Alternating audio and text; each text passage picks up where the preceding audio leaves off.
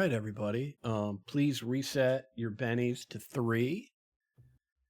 And who would like to earn a fourth benny by telling us all what the hell happened last week?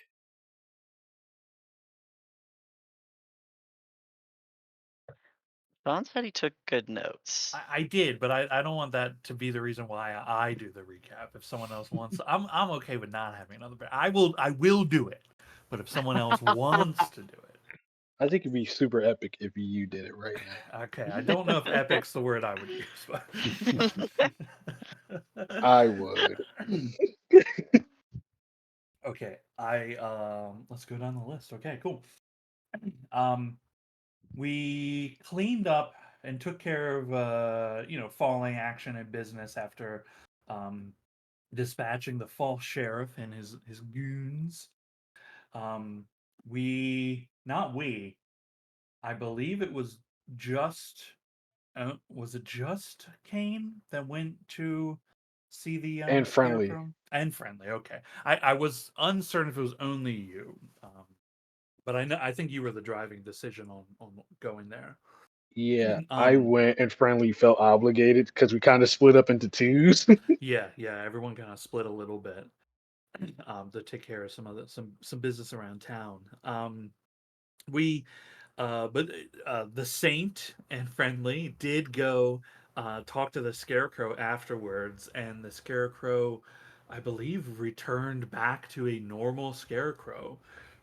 Whatever machinations caused all of this seem to have set things back the way they were. I believe the two dead folk, I did not get their names. Um, I believe they were buried, either by the Scarecrow or by the Saint Friendly or by all three of them, but I believe they were all buried. Yes, It was a Otto team and effort. Polly Carver were buried. Yeah. um, After some discussion with the townsfolk, now that things were quieter, we managed to find Joseph Fredrickson. He had been dead for a little while. Turns out he and the old sheriff, former sheriff, I believe, were buried in the same coffin underneath the back of the sheriff's building, which was easier to get to because there was an explosion. Um, he did have a letter on him addressed to a Mr. William McGee, owner of the Kansas City Sentinel, and which the contents of that letter is posted in our game chat. It seems there was a proposal of some sorts, an offer from Mr. McGee to Mr. Fredrickson, but Mr. Fredrickson declined whatever that offer was. So there is something going on connecting the two of them together. Potentially, either Mr. McGee is an ally or well, enemy is a strong word, but we don't know what he is necessarily. So, in order to try to figure out what to do about any of this, we returned back to well, I don't know where we are currently, but we went back to the train, wherever the train is currently, because we wanted to talk to our benefactor and potentially talk to them about Mr. Fredrickson and the connection that we found between the two. We did get waylaid in Murdoch, Kansas, as it seemed like a town had been like entirely either overrun or deserted by who knows what. But we did find two bounty posters. One for the guy we just killed for the sheriff, and that's a shame because we're far away and he's hella dead. So we're not going to pick up on that bounty anytime soon. But we did find a note for like a lady running a gang, and that was for like 5 grand or something. It was crazy amount of money. So they're probably very dangerous. Um, Julia LaForge and the Lala Gang, and the which Lala just gang. is so cool. It's definitely a band name. They could be a band and a gang altogether. Um, Yeah, they play the saloons by day and rob banks by night.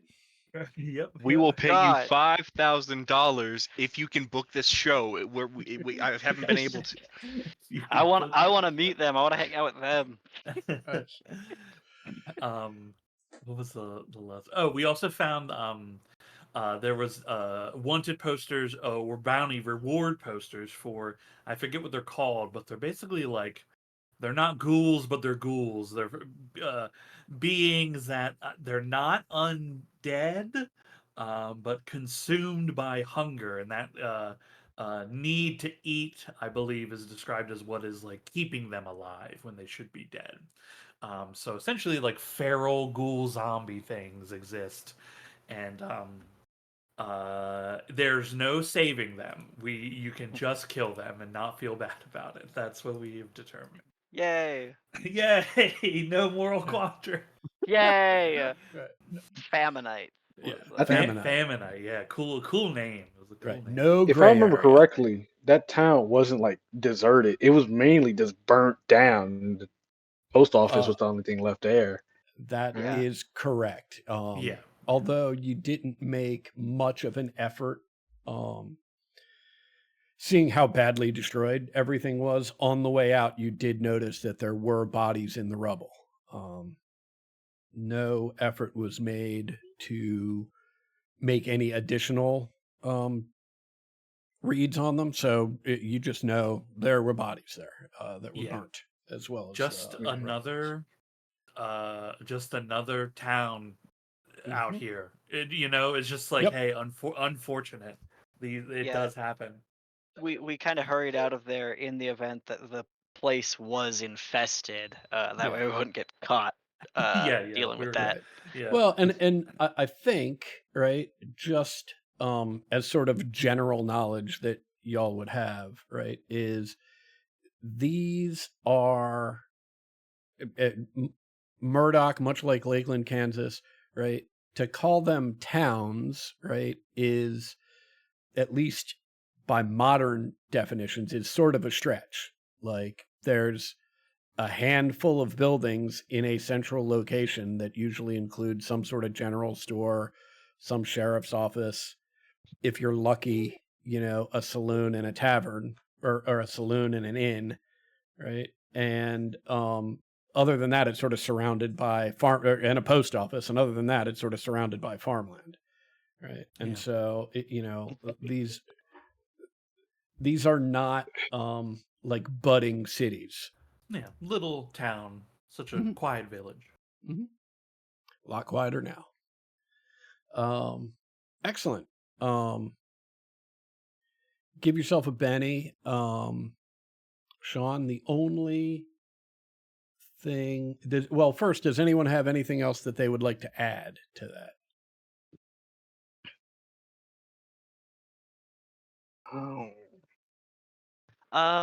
I just want to point out that we did discuss briefly that the town did offer us the position of sheriff, which we did Mhm. turn down.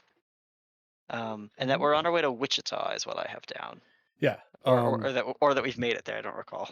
Absolutely. So, in answer to your question and to Sean's question before you, Max, you have pulled into the Wichita train station, and as is your sort of standard operating procedure in these situations, you headed straight to the train station so they could tell you where the Weird Rest Review has set up shop.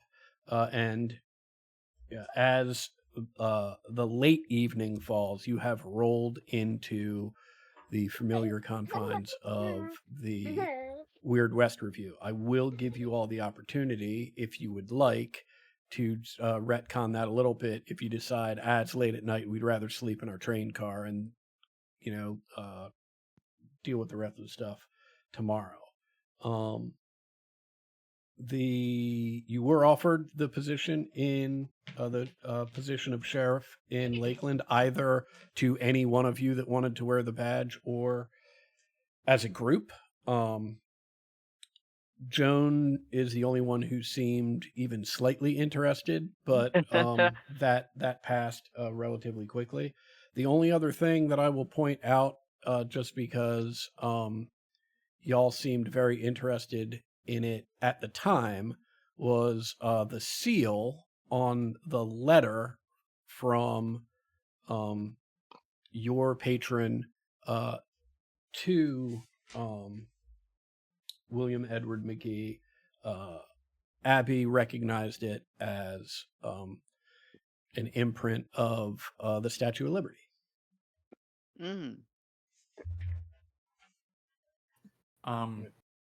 Just to clarify, you had just described it as a letter from our patron to Mr. McGee. I didn't believe that Saint Nick was writing to Mr. McGee. I thought it was a correspondence between Mr. Fredrickson and Mr. McGee. No, it was Mr. definitely... Fredrickson was the courier. The courier. and Okay, he was yeah, supposed- because it was signed with a N. Okay. Yeah.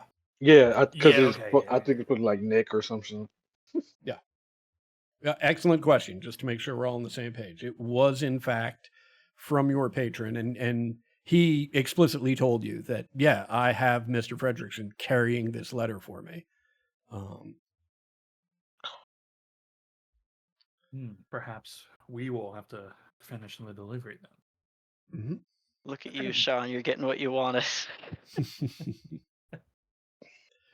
Okay. I'm just following the breadcrumbs.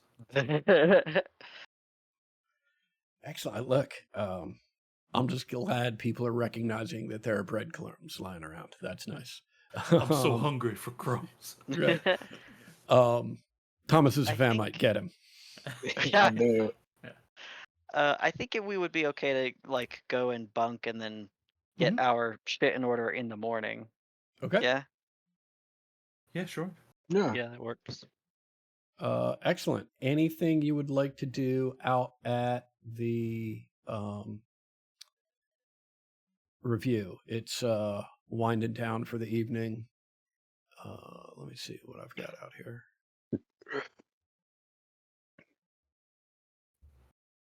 Let's see.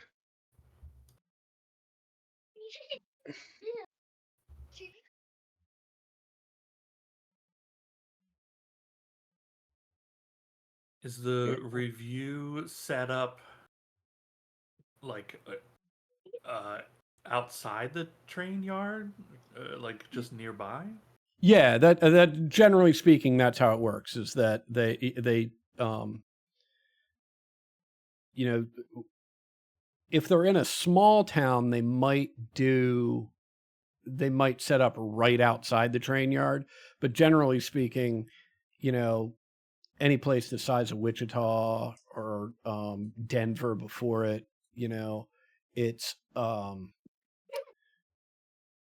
they leave the trains in the train yard, pull the trains off the off the primary tracks, right, and then head probably a half hour, 20 minutes, a half hour outside of town and set everything up, just because it takes that long to get enough space in any major or medium-sized city. Okay, cool. So yeah, it's probably, in this case, you'd get to Wichita and we'll call it 20 minutes. And it's actually probably, well, no, because you'd leave the mechanized wagon with the train. So it's probably a nice 20-minute walk. And as you get there, the review's winding down. The major shows are over. There's still some carnival games. Some people shooting .22 long rifle at targets to try and win things, which is probably not the best way to win anything since the sights are intentionally bent on those rifles.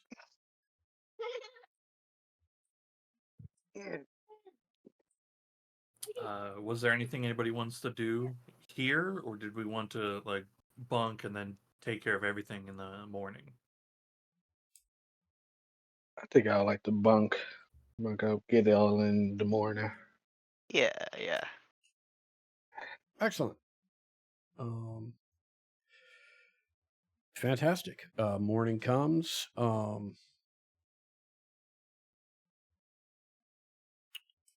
You are free to engage in whatever you would like. The Wichita's a decent sized city. They do have a not a full Hellstrom Industries showroom, but they do have a dedicated shop where you can order things and get expedited shipping if you would like. Other than that, yeah, sort of everything that you would expect to find in a city. Your train car's obviously in the train ride, and the Weird Rest Review is gearing up. They usually don't start until noonish, but they're doing the prep work in the morning. What would everybody like to do? Let's Soldier Boy crank that Okay. phonogram. Mhm.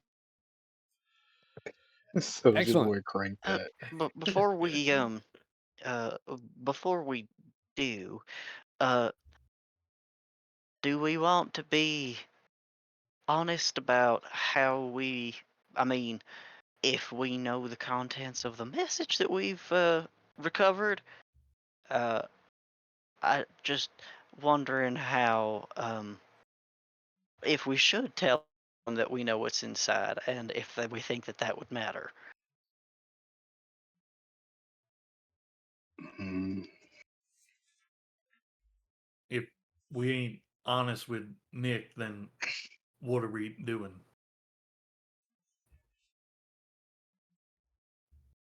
All right. Okay. Interesting. I mean, I think we don't need to answer any questions that don't get asked of us, but I don't see why, obviously this letter needs to get resent, and he'll either be okay with it or he won't. So That is true. I just, if we try to say that whoever killed them opened the letter, I just. The Scarecrow certainly didn't open the letter, and that sheriff didn't seem like the type. I just don't want to give a story that's too thin.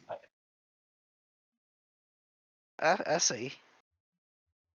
We should just tell it how it is. That we opened his letter. Thomas nods. Well, let's be honest here. I didn't open this letter. I didn't put my hands on it. But Blame it on me. I don't care. I'm the one that did it. hey, yeah, I'm just throwing that out there.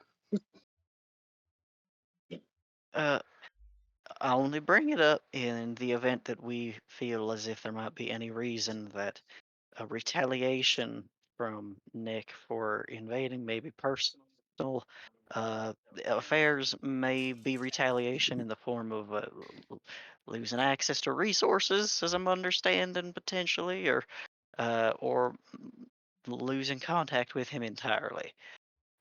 If that's not a concern, making sure it's been perhaps considered. I don't see any reason to volunteer the information, but it will be obvious that it has been opened. The seal is broken. I wanted to know what, if we are asked, I simply wanted to know what we risked our lives for.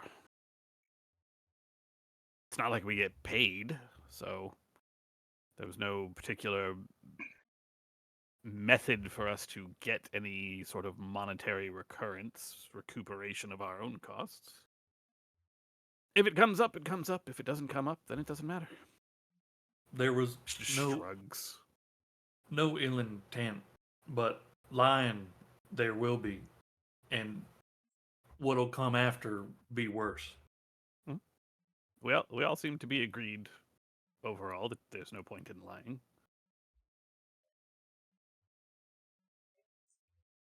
If it even comes up, it might not.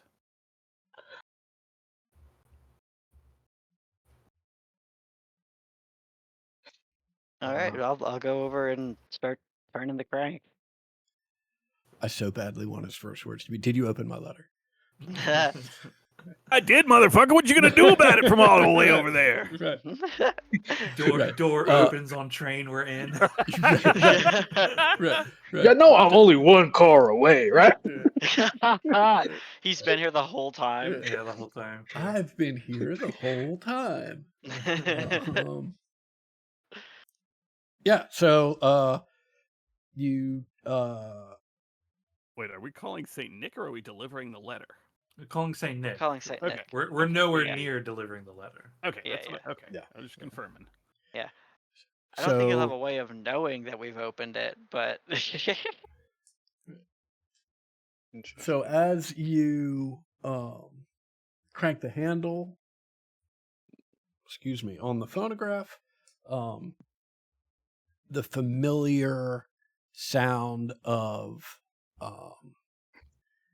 distant, sort of echoey, nondescript sounds begins to emanate from the horn on the phonograph, and slowly those sounds become more clear and with greater volume until you are able to hear, is that you, my pigeons? Have you returned to the coop?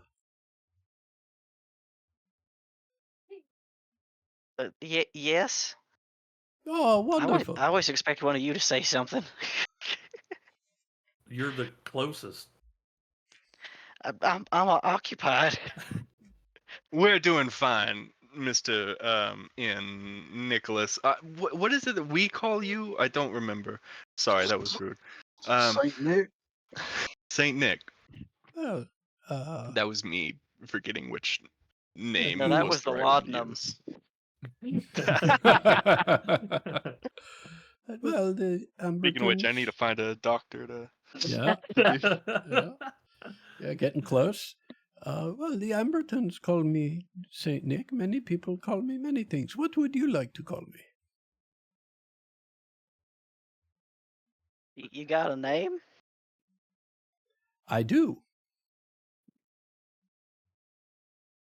Which Is is sharing it an option? Oh, well, maybe at some point, but it is a little early for that. So you may call me what you wish. Saint Nick's just fine. Wonderful. And did you find my Mr. Fredrickson? Unfortunately, we found what was left of him. Oh, no. What he- happened? He did not survive an encounter with just really bad timing. He was in a town that turned itself upside down and caught in the crossfire, it seemed. What do you mean it turned itself upside down? Well, apparently someone came in and shot the sheriff, and we're thinking that's probably who shot Mr. Fredericks also. And then he was killed by the crows. Yeah, he killed tried by to the leave. crows. Okay, yep. So the crows. I haven't. Okay, so came in, shot the sheriff, and became the new sheriff, and everyone was like, "Yeah, I guess that's just how it is." And there was a curse on the town because of it, because of the lack of justice and that kind of thing. And crows. But it's all better now. But he's dead. So I guess it's not better for him or the two people who got murdered in the first place, or the person we killed to right the wrong. We retrieved the letter, however. Oh, well. That is good, I guess, but I could always write another letter. Much more difficult to get another Mr. Fredrickson. Indeed. You, I you think say- the curse of retribution.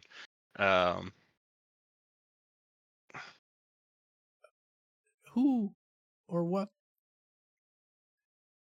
instituted the curse? What is, I mean, I understand ruffians come in and shoot the sheriff.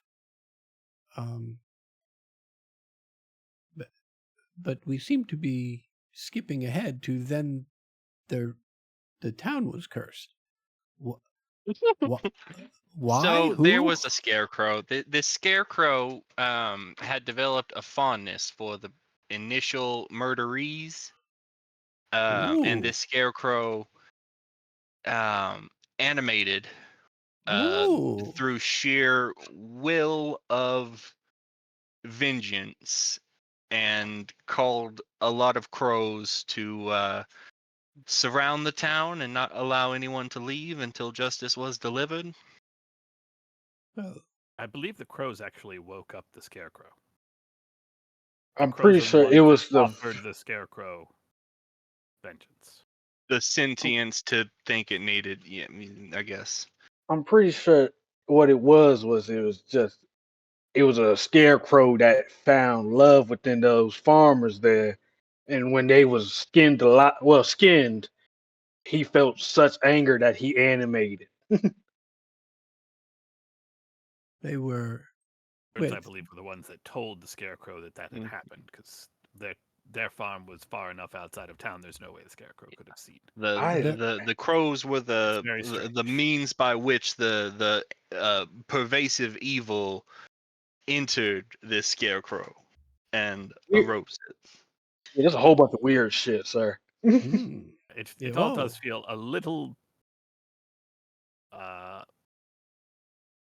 unrelated to the issues with Mr. Frederick, other than it caused his ultimate demise. Well, yes, and that I will have to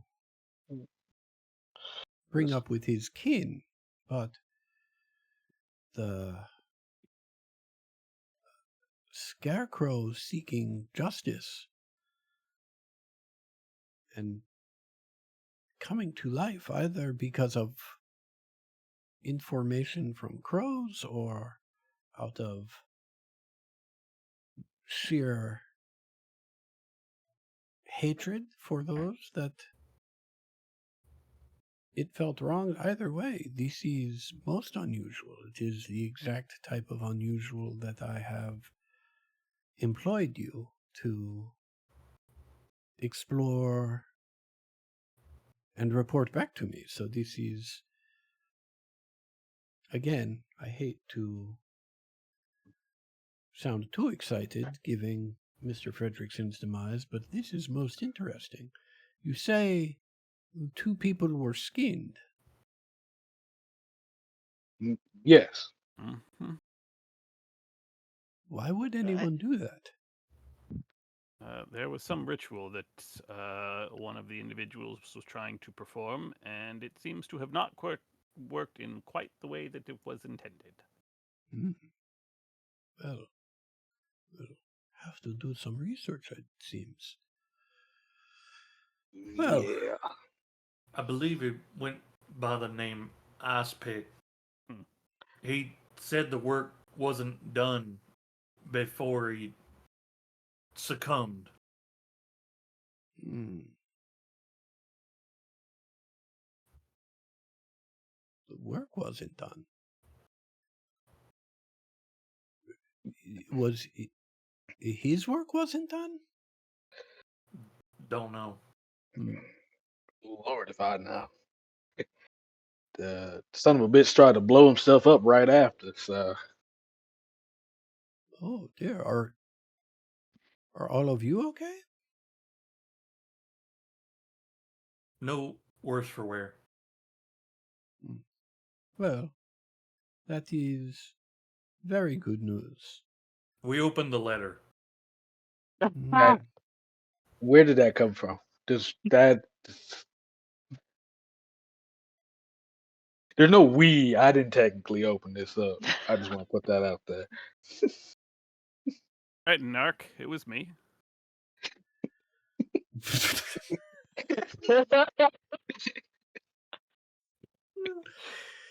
My hand falls off the crank for like a second. Right. Hello, pigeons! My pigeons! I didn't hear the last 5 minutes. What did you say? Right. I said we over. Um, says, oh, well, I can't say that I am particularly happy, but I also hired I hired all of you in part for your inquisitive nature, so I should not be surprised, particularly given that it was all you were able to recover. Now that you have opened it, do you have any questions? Would you like us to finish the delivery? Oh, well, if you have the time, that would be wonderful. It would save me the trouble of either writing a new letter or perhaps getting another courier. What was Mr. McGee's offer? His offer was to buy the various outfits that I have exploring the goings-on in the Weird West. So that would include, for example, the Amberton's endeavor to fuse man and machine, and it would include, at a minimum, your endeavor, perhaps all of the contributions I make to the Weird West Review. It seems Mr. McGee is also interested in getting a better understanding of why things have gone so sideways, particularly west of the Mississippi.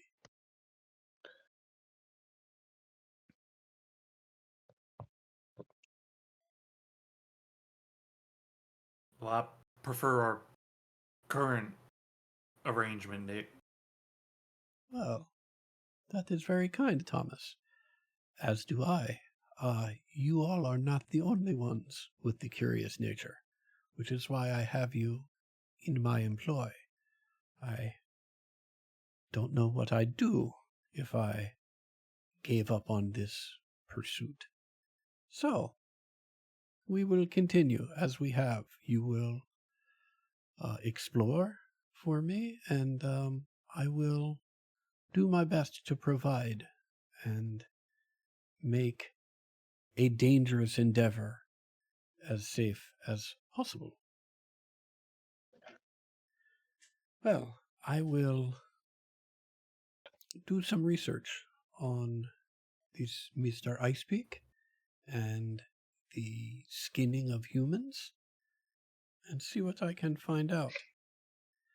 In the meantime, you will deliver this letter to Mr. McGee in Kansas City?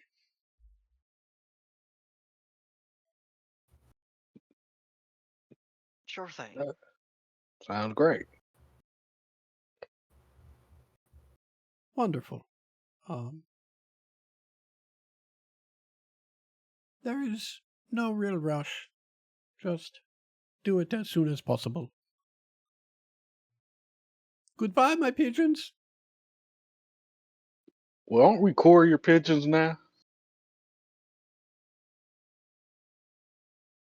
Oh. We continue to be mercenaries, doing whatever is asked of us. Today it's deliver a letter. Yesterday it was find a dead courier. Before that it was find a dead scientist. We didn't know they were dead at the time. Tomorrow it will likely be something else. Bye. I'll stop cranking that. You hear him, it trails off pretty quickly, but you hear him like addressing other people about like, I want this, that, the other. He's clearly immediately, he's not particularly concerned apparently with contacting Mr. Fredrickson's kin. and someone actually has to remind him of that, he's immediately talking about, get me these books on the occult. I want to talk to this expert. I want, he's clearly interested in what you have told him. And when he talks to other people, does his voice change? Is it different? No. Okay. No. Just curious, right? If it was like a front he puts on. Right? Yeah, no. I mean, I'm sure there's maybe a bit of that, a performance of sorts, perhaps. But cool. Well, yeah. I mean, look, I think given the fact that he continues to call you his pigeons, right? Right. And right. won't tell you his real name, there's clearly some performance going on. But whenever you hear him talking, like he's got that weird sort of lilting, high pitched, nondescript foreign accent sort of voice. Yeah.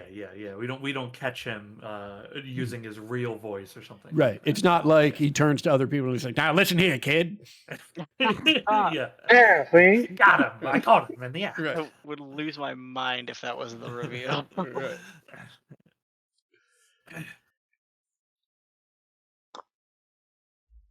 Well, I guess we're going to Kansas City. Let's take a quick moment here, right? And just, I want to ask, is there anything that anyone feels like we need to clean up about that conversation? Any questions people have? Any vagaries?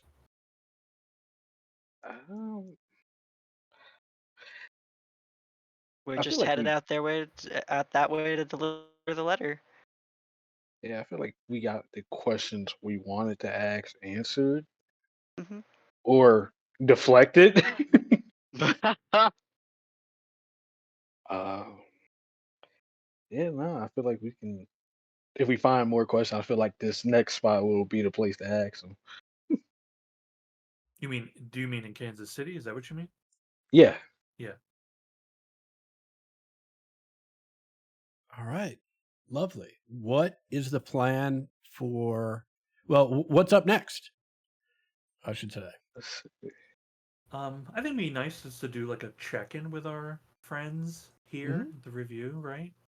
Wonderful. And we're in a city, right? Where are we? Wichita, Kansas. You're right. Okay. So if there's things people want to do in a city or something like that. Right. I will also point out just above board, I can't remember who pointed it out, but they are absolutely correct that at least according to the map on the landing page, right? Wichita, actually, neither Wichita nor Kansas City. Well, Wichita certainly doesn't have a rail run according to the map, and Kansas City does, but you've actually, in order to get to it, you've got to basically go around the world to get to Kansas City by rail, which is a perfect time for me to just make clear, yeah, I know that's what the map says, but we're playing loose with the details of the map. Right? I mean... Yeah, if you need a railroad, there can just be a railroad. Right, exactly.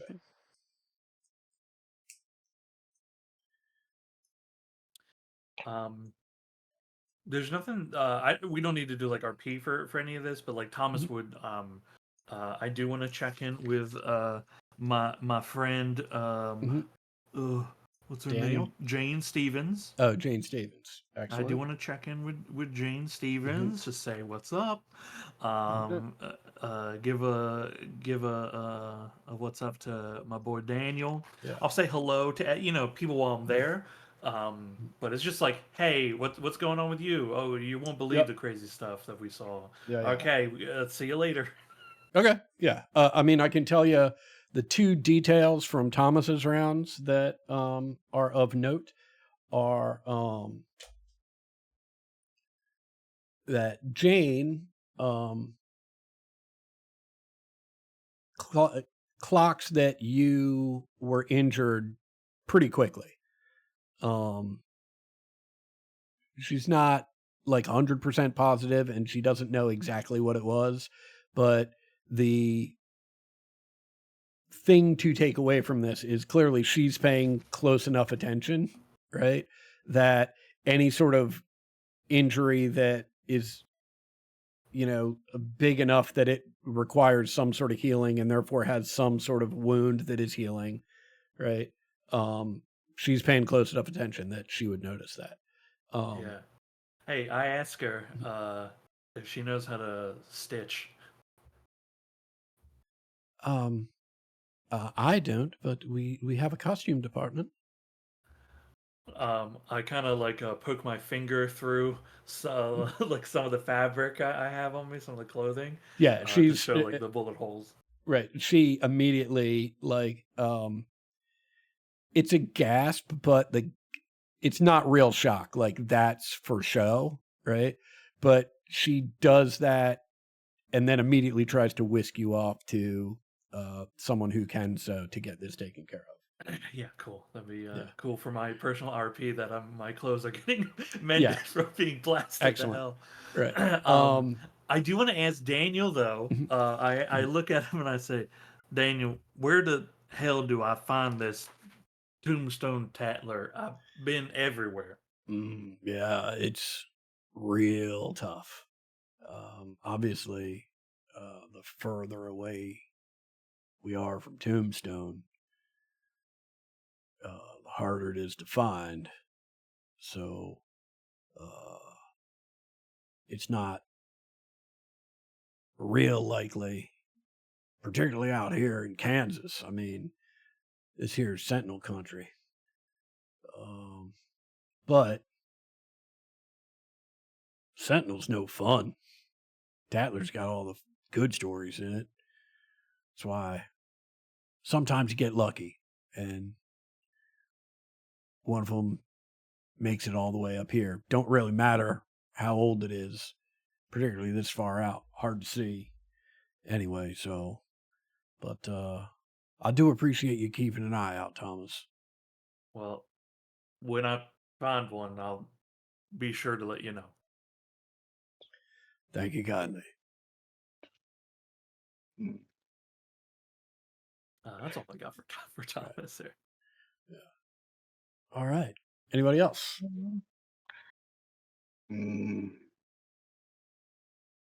Let's see. I think.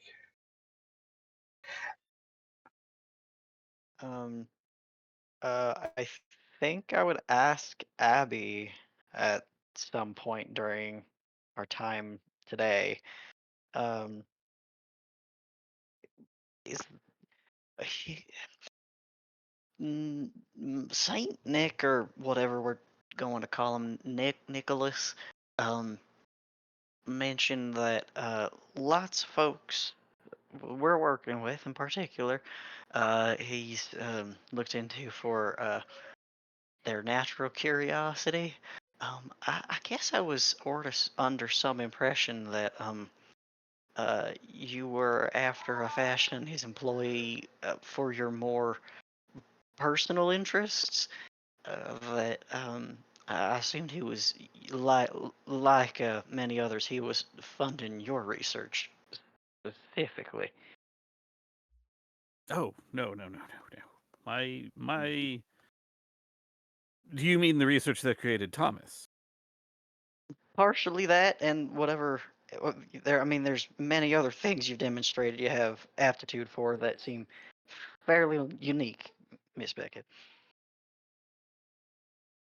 No. As far as I'm aware, Nick has no real interest in what I do. The only way he funds it is that occasionally we get paid, and I then use whatever pay I've received or we've earned to do my own research privately. I have no real desire to have a working partner again. I see. Do you feel particularly spurned from your last? Or just personal preference? We had some major disagreements that have killed any hope of working together again. Ah. I can't deny that I'm curious, but your Cajun means of speaking of it. And may I ask what these conflicts may have been? We had some differences of opinion on how to proceed after Thomas was successfully saved. There was pressure from Hellstrom Industries, who were providing our funding, to try to use our one successful prototype to save another individual.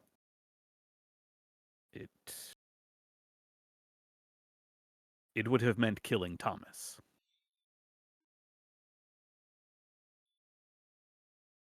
Have you not wondered why Thomas and I fled that place? I mean, I'm not sure Thomas rightly remembers. It was not long after he was successfully revived.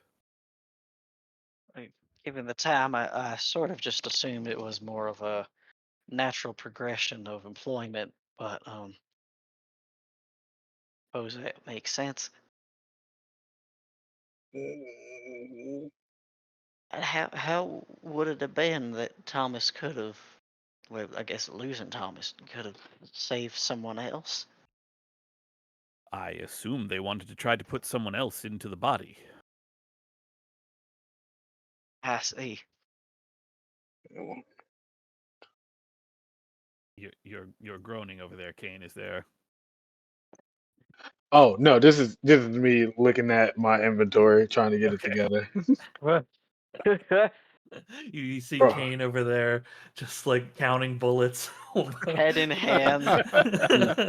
When you can only carry 20 pounds, but you got a 7-pound gun already. Mhm.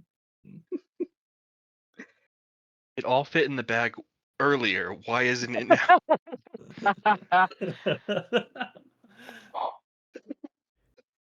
Can't These are some all my cow favorite poke- bullets.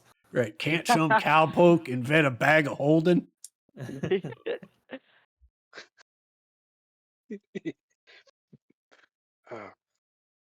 Y'all can go back, see what y'all's doing. That may have been it.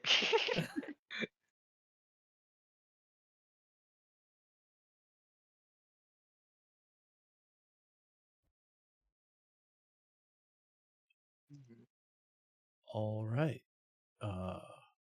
Kane, Joan, Abby, anything in particular? Take a look and see how much money I have. I would like to find a doctor that I can put on a little show for and What? get some more laudanum. Gotcha. While I'm in a big town, this is the place to do it. Yeah.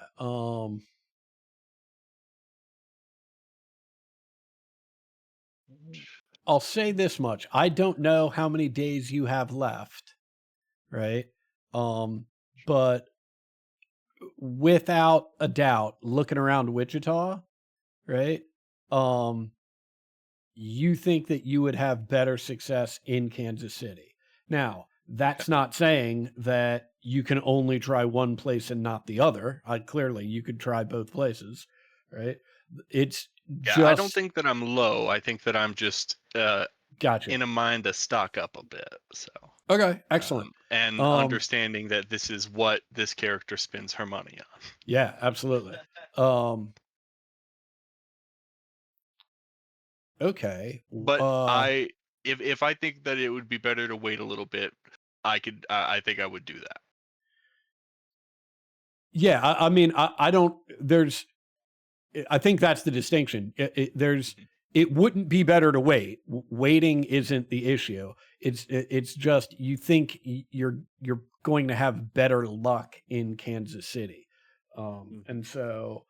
But I mean, like you said, this is what you spend your money on, right? And clearly, with that hindrance, like even when you have it in hand, right? Particularly at times where there's little else to occupy your mind, this certainly will, right? So, are you just wandering into town on your own? Is that the plan? I don't think that I mentioned it to anyone. Yeah, I think I'm just heading in on my own. Excellent.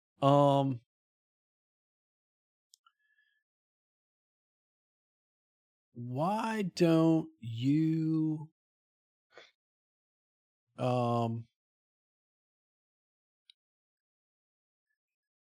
you make a notice check, right? To try and find someone you think would be susceptible to this. Okay. I'm gonna roll a Benny. Okay, before you do, Oh. okay, well, no worries, right? Yeah. Particularly since you didn't make it, right? Mhm. What I was gonna say is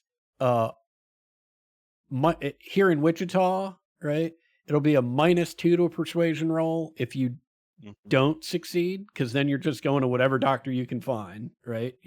A -1 if you did succeed, and even roll if you got a raise, right? But here in Wichita, Gotcha. this is going to be a -2 because you've got no read on Mhm.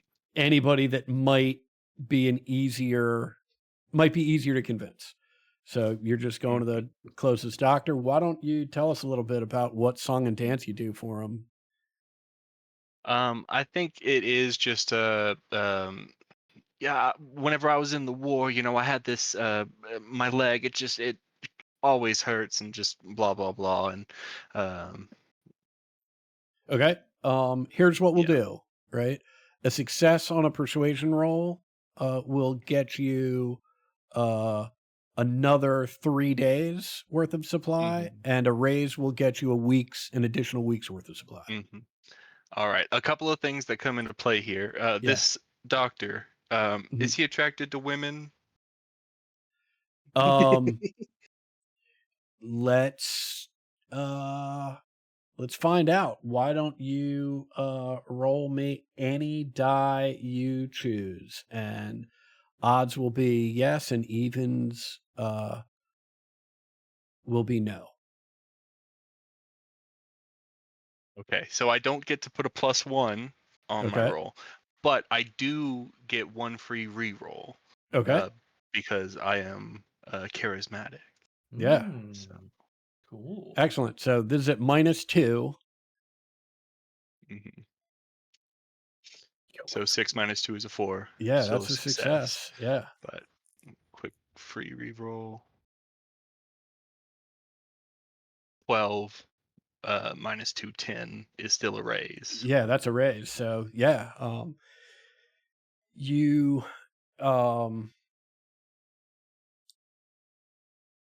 you gauge pretty quickly that any attempt on this particular doctor to use your feminine wilds would not be successful.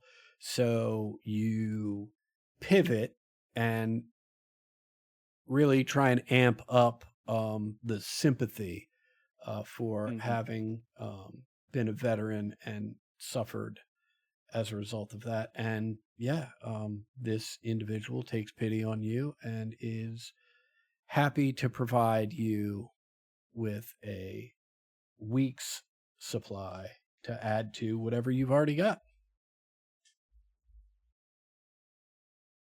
Fantastic. Yeah, Wonderful. well I done. will tuck it away in my bag Mhm. and skitter on back to the review. Great. Excellent. Hey, can I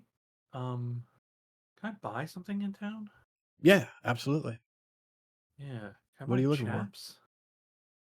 Yeah, I mean, if I you've just got it, have, yeah, I have the money for it. I just have trousers right now, but I was looking at, I was in the inventory, looking. I was like, do boots really weigh 4 pounds? right, And I was like, wait a minute, what are chaps? right. What do they do? Yeah, My absolutely. 1 pound shirt. Yeah, yeah. I'm like, well, I mean, I can hold a little bit more. Some chaps, sexy robot. Real. Is it only chaps? Like, Hell yeah. Nice. Underneath the chaps, silk stockings. Yeah, hell yeah. That's a good look. And under that, robot ass. Robot ass. Shotgun thong. I mean, Cool. look, I'll buy some chaps. Yeah, you're in town. You can pick up some silk stockings if you like to. Hell yeah. This is just for me. Yeah. Excellent. Excellent. All right. Just want to make sure I give everybody the opportunity. Abby, anything?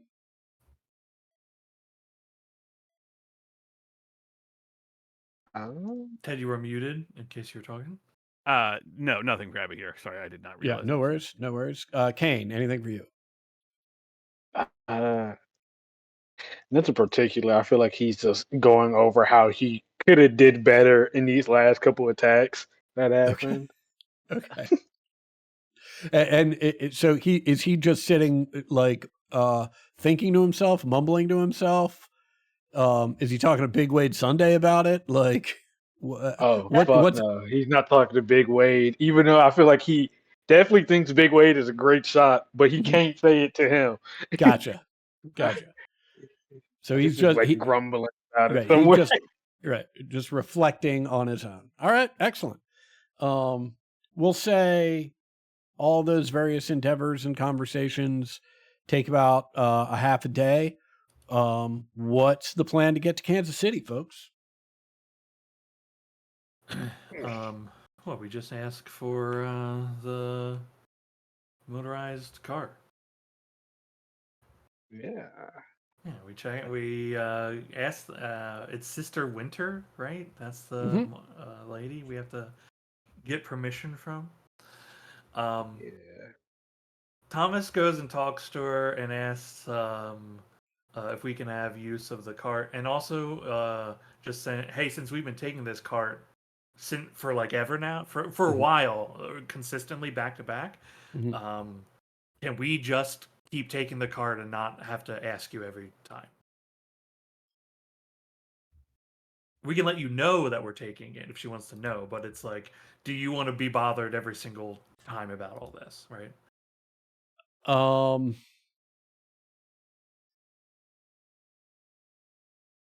Yeah, make me a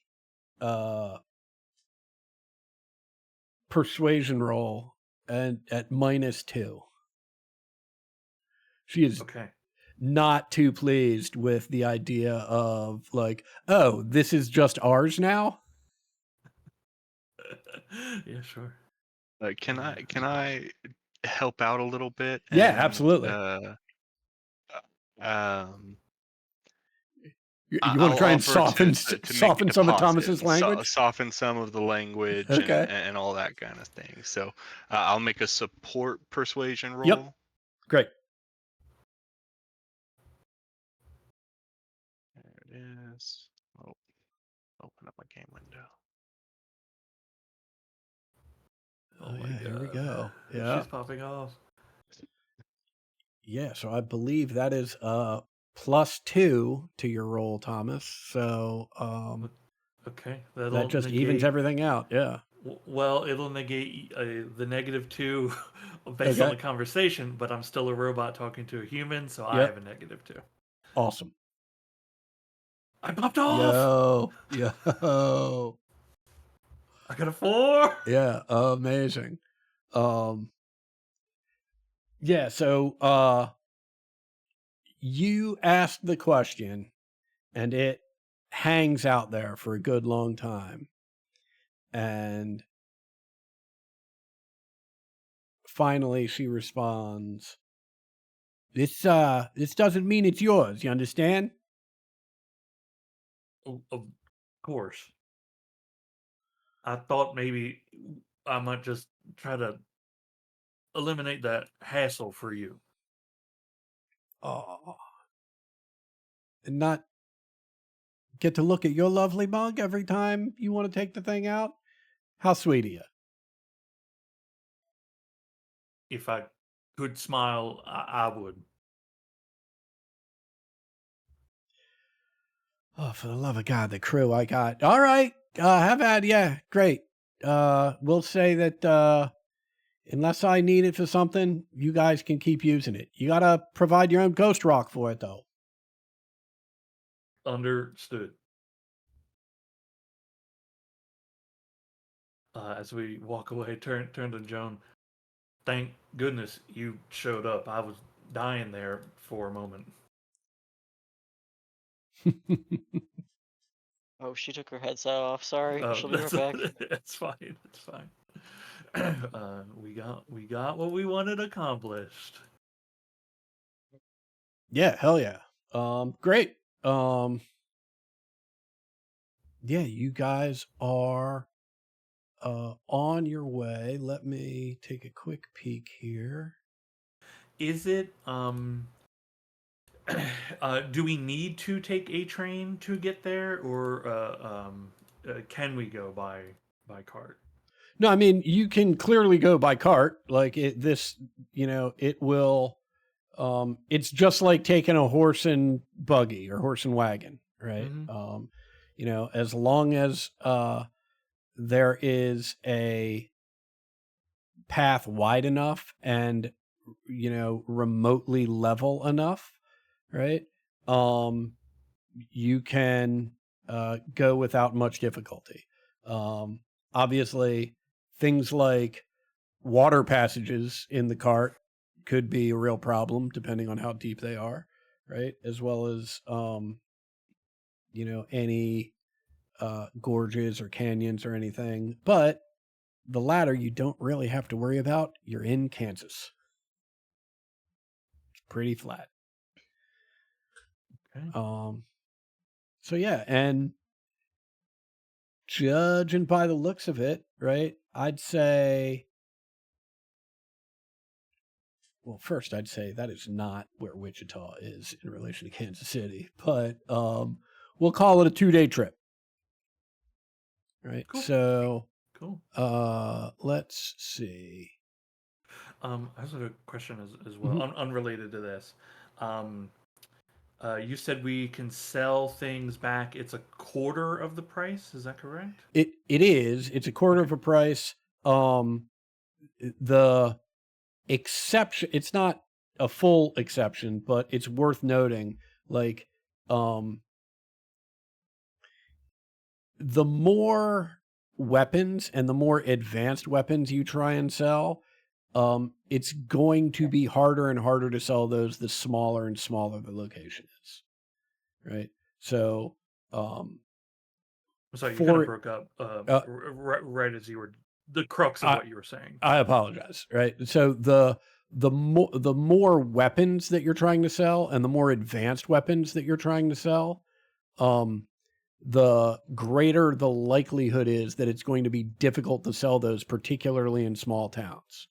Right? Gotcha. So, for example, like selling those Gatling guns, right, in Denver or Kansas City, right? Probably going to be pretty easy, right? If you roll through some 2-bit town, right, and are like, oh yeah, we've got all these infernal machines we've collected that we'd like to sell. It's going to be a lot harder to sell those. No, that's fine. Yeah. So, but yeah, like any general equipment, it's the standard is 25% of the price when it's new. And weapons, that's also the general rule, but we just need to check and make sure you're, not trying to unload something crazy to a town that selling has my pants. Okay. Oh yeah. It's 50 cents. Yeah, great. Adam, real quick, I have been doing a smidgen of research. I'm reading an article on the Smithsonian Magazine about laudanum use in the late 1800s, because I'm looking for like pricing and that kind of thing. Awesome. Yeah. Get an idea. So there was a law that was passed in February of 1909 that limited supply and drove up prices. Someone in New York City was quoted as saying that the price of a can of hop jumped from $4 to $50. Okay. So this is set well before that. So do you think like $5 for a day is That sounds great to me. $5 a day. Okay. Let's call it that. fantastic? Right. And what we'll say is $5 a day are friendly prices. Right. And so as long as you are successful in convincing someone that you need this, right, Yeah. it's $5 a day. Right. Got You it. know, if it turns out that you're unsuccessful but want to press the issue, hmm well, money talks, depending on how badly you need it. Yeah.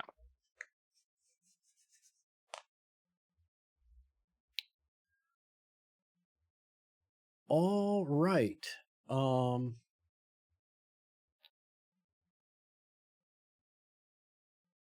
Let me see here.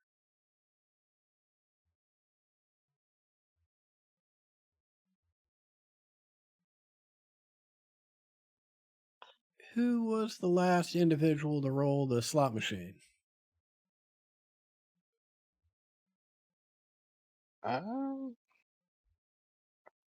It may have been me, but I think one other person did after I did.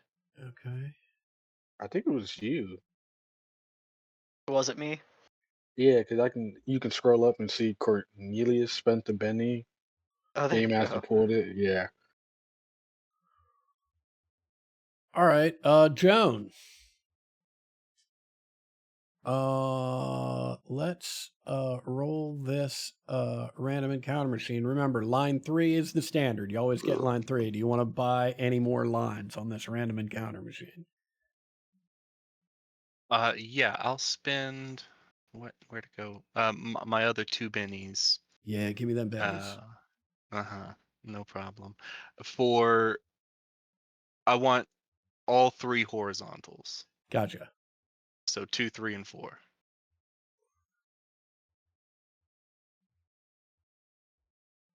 Oh, well, I didn't miss anything either. So All right. Yeah. Let me make one other.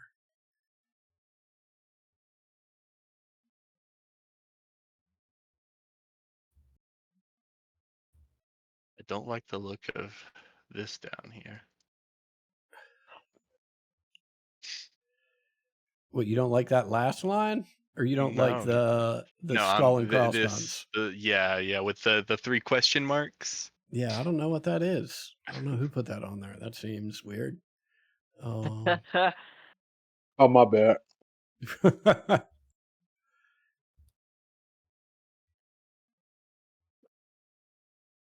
see what I got here. Okay.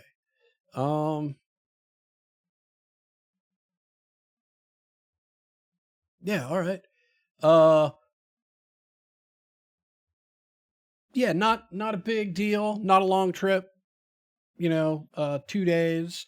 On day 2, things get a tiny bit hairy just because there's some thunderstorms and some lightning strikes. You are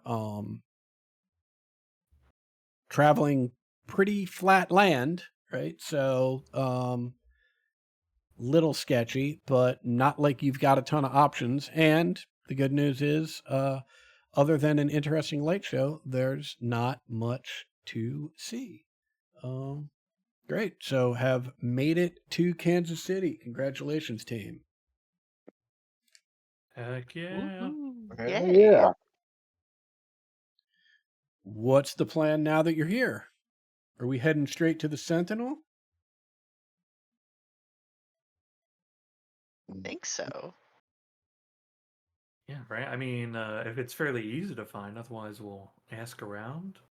hmm Oh yeah. I mean, it does not take much asking before someone points you in the right direction. I mean, this is the Kansas City Sentinel is the paper of record in the central United States, and everyone points you to the largest building in town, which, for some of you, depending on your history, it might be the largest building you've ever seen, right? This is, I'd say 20, 25 story building.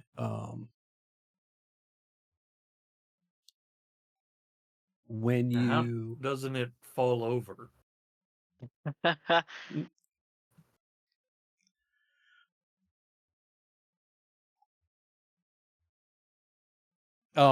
when you enter at the ground floor, there are armed guards there, and there's a big desk up front. Unlike what we may have experienced or commonly think of as sort of skyscrapers, there's not a lot of like wide open spaces here. This is a very sort of compartmentalized layout, and in part because this is the very early stages of these buildings, right? They hadn't figured out how to make big wide open spaces. Everything is just giant pillars on top of each other and lots of supporting walls. So yeah, you go in, you ask for Mr. McGee and tell him you have a message for him, and the person at the front desk says, "That's wonderful. I'll take that, please."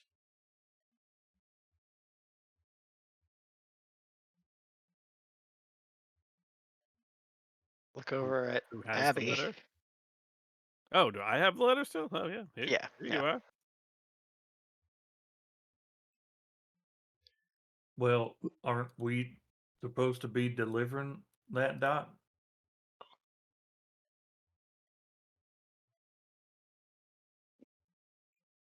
I don't suppose we can take it up to Mr. McGee personally. This is private correspondence from our employer. And You can ask. who might that be? I'm asking her. Someone with whom your employer has correspondence. I imagine if he wanted his business out there, he would have simply. Is he expecting you? He's expecting this letter, no doubt.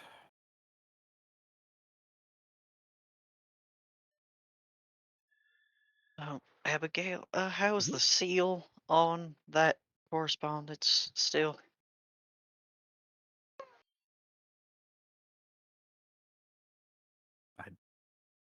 Don't know why that would be of interest to this person, but it's certainly Because not great. if this person maybe is told to look for certain letters, that might be taken more seriously.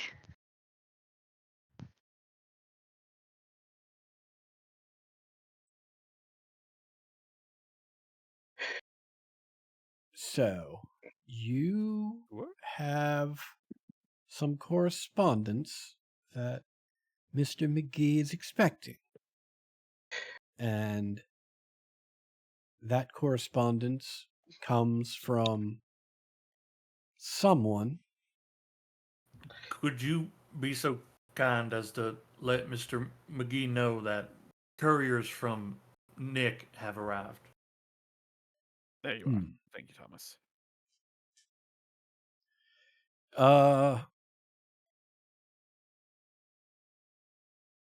Yeah, he lets out a very indignant sigh and motions for one of the armed guards to come over, whisper something in his ear, and that individual disappears.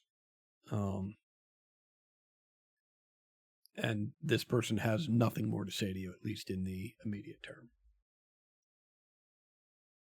Do they have anything on their desk? Like any little desk weights or little tchotchkes or something? Yeah, there's a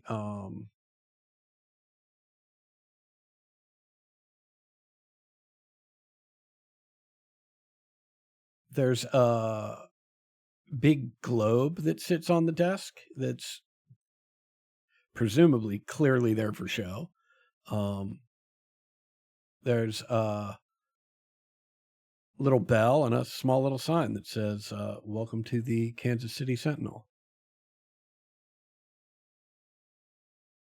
Does the globe spin? Is it a spinning globe? I don't know. Why don't you try it and find out? Yeah, Thomas just kind of Spin this globe right now. puts his finger on it and just pushes it, see if it spins. It does spin. Neat. Excuse me, man. Are we going to This individual's talk hand to- slams on the globe to stop it from spinning. Do you mind? Are we going to talk to Mr. McGee? Is that going to happen anytime soon today? This individual looks up and says, I don't know. Well, I guess we'll find out together, won't we? I thought you knew. You just talked to some fucking guy. Did that guy look like Mr. McGee? I don't know what Mr. McGee looks like, man. Right. Why don't you have a seat? There are no seats. I'm going to sit on her desk.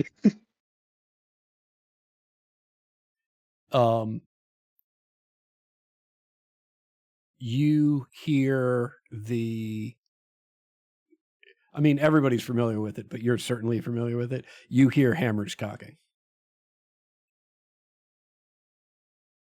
You got a problem? I was offered the seat. I just want to talk to Mr. McGee. I don't mean to. We don't even want to talk to him. We just want to deliver the letter. Make sure he gets it. Shit. Guess he doesn't fucking want it. Seems like that's the case. Well, it's not a question of if he wants it. Our employer wants it delivered. We're going to deliver it. They sent someone to get him, Yeah. Kane. You just have to I wait. don't know. It's a lot of attitude coming around here. I just don't appreciate it. I'm not interested in what you appreciate. You came here. Now, We're fucking okay. Never mind. I'm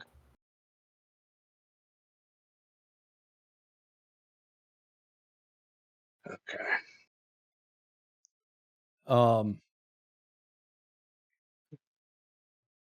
I'd say maybe 20, 25 minutes go by. And before you hear the footsteps before you hear anything else. They are heavy and they are fast and particularly strange in this building, the largest building certainly in the city, right? You also hear the sound of spurs against the floor.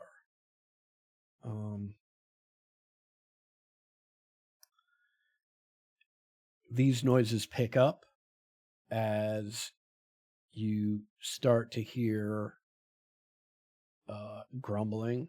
What? I don't understand. Why didn't you just send them up? You made them wait. If they're not there, there's going to be real trouble. Hello, hello. And around the corner, you see a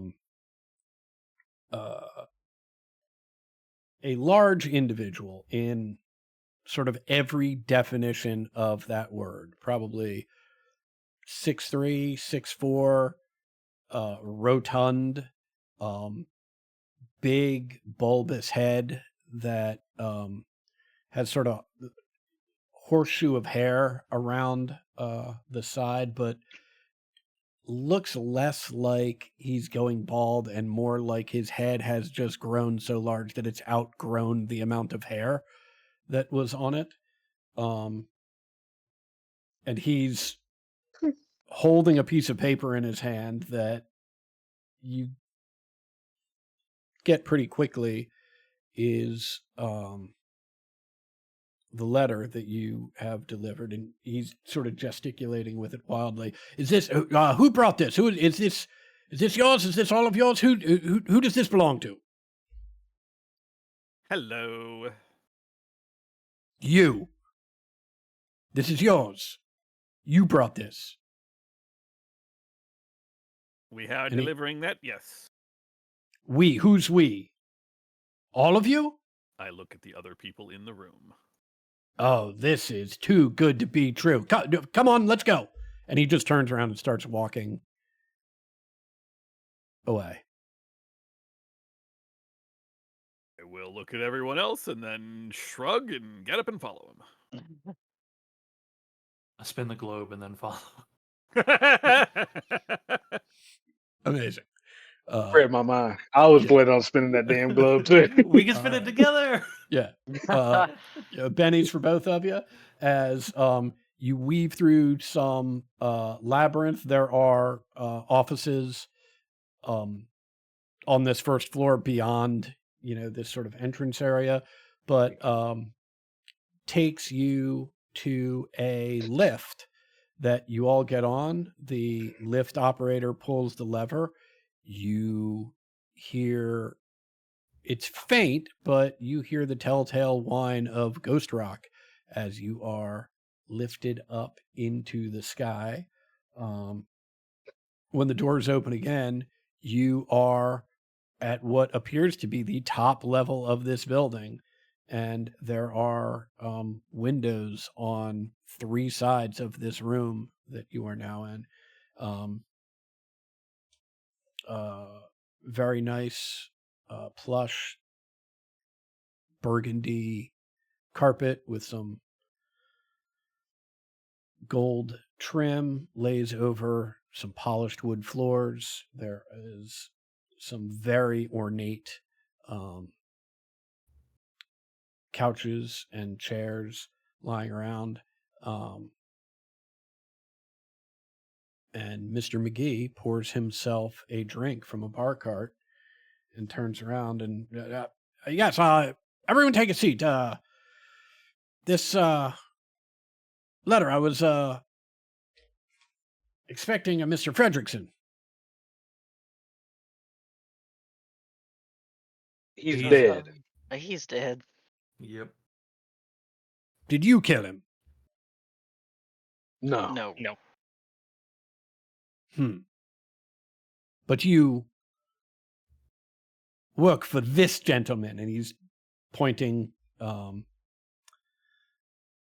he's slapping the paper, with his finger over and over again where the letter N is. You work for this individual?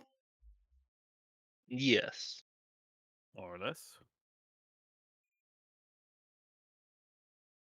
And you are happy with your employment? More or less. Talk to me about less. He takes a big swig from his drink. Talk to us about more. Well, clearly, you've delivered this letter opened, which means you've read it, which means you know that I wanted to buy his entire operation. Ooh. Now, he's a good man, but I'm afraid he moves a little slow for my taste. I was hoping that he would see this and sell everything to me, and I could put you all under the employ of the Kansas City Sentinel so that we can continue our mission to find out what has gone wrong in this great country so that we might make it right. Clearly, something is afoul. This individual seems to be serious about finding out what it is. He's collected a rather astonishing assortment of assets, and I want them. If he won't sell them to me outright, maybe I can poach them. So, What do you want that you do not have?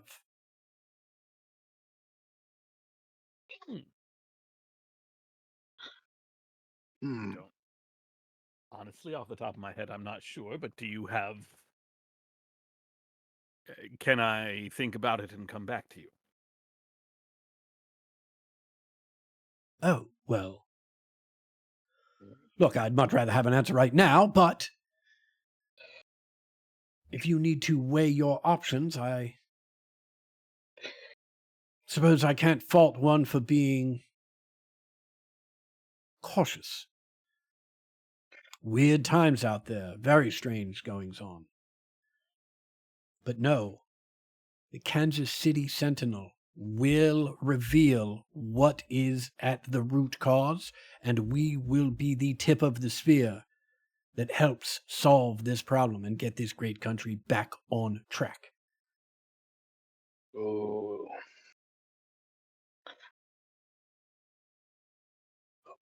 Suppose we had a need to get to, I don't know, Nevada. How would you transport us there? Well, I mean, it depends where in Nevada, but by far the fastest way to get anywhere these days is by train. Commercial or private? Well, it depends on what you want. If you strictly want fastest, commercial is clearly the fastest way to go. They have the most money, they make the most money, and therefore they have priority on all the train routes. But there are certain advantages to private travel that simply can't be worked out on a public train route. What is this individual providing for you?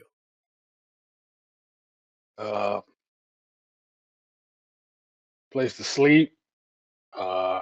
He What, honestly, like a tent? he's done right by us. I don't see any reason for us to leave. Well, for me personally, I say.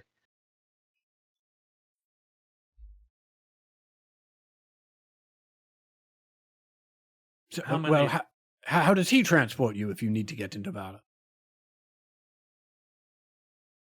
By several train cars. God damn it! Of course he does. Well, I can easily match it if need be. Say, and he, for the first time, he gets a little quiet and he actually slides up. Whoever's got a spot next to him on a couch, he's sitting next to one of you, right? Trying to draw everyone in. Look, you can tell me. Who is he? We thought maybe you knew. Oh, God Gonna damn say, it. I'm afraid I can't tell you. I've never actually met the man. Person. Well, from my research, I can tell you that he is in fact a he, but he is very secretive. He is very concerned that if his identity is revealed, that will somehow undermine his fact-finding mission. As I say, hogwash to that. I put my name on everything I do. Makes it easier, not harder. Hiding in the shadows, people are less likely to trust you. Everyone knows where I stand. I stand for truth, and I stand for honesty, and I stand for finding out what the fuck is going on. And if that improves the Sentinel's circulation as a result, well, so be it. Have you found out so far? Yeah, I don't mind. Found out that the world here, the world out west, has gone sideways indeed. All sorts of abominations roaming the west, dead crawling out of the earth. Union and Confederate soldiers continuing to fight long after they're dead, now continuing to fight long after the war's over.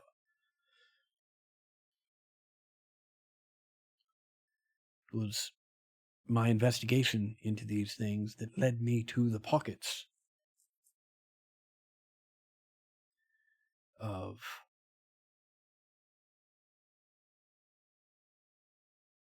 investigators, all linked to this strange individual from the East.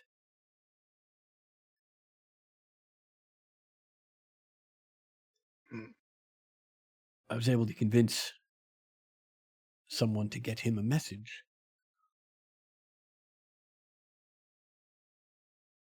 And this is what I get in reply: a thanks but no thanks. Let's be friends.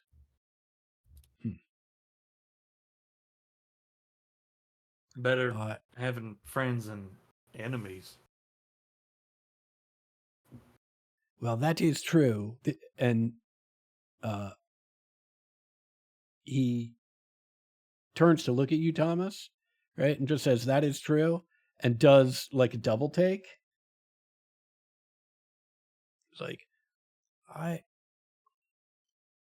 am a very wealthy man, and I am not familiar with this model. Excuse me? Well, that's clearly an automaton, is it not?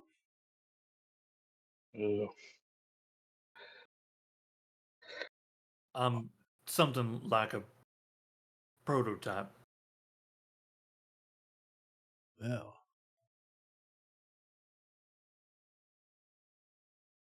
magnificent prototype indeed. You are. Would you be interested in perhaps being the subject of a feature story? People would love to see what's coming next. Thanks, but no thanks. $100. $200. No. Interesting. Well, I am intrigued. Yes, you should definitely come work for me. Be my private investigators.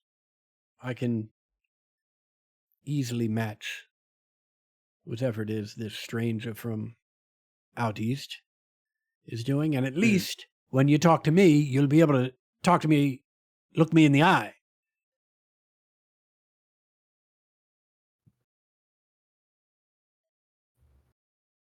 I think the offer's an interesting one, but I wager we're all fairly satisfied. All right. Well, don't say no now. Let's just leave the offer hanging out there. You can decide at any time, really. As I said, I am intent on finding out what is going on. If you're good enough for this mysterious stranger to be part of his arsenal of investigators, you're certainly good enough for me. That's all I need to know. Just because you're not interested today doesn't mean you won't be tomorrow. So, what do you say we leave this door open?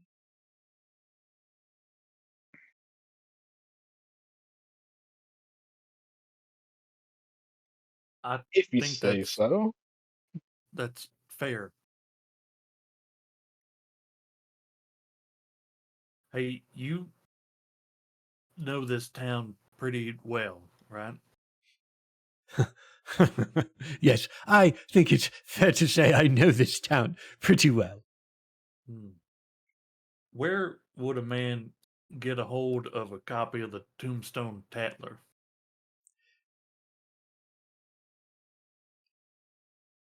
He stands up, he walks over to a window, he says, "Get the fuck out of my building."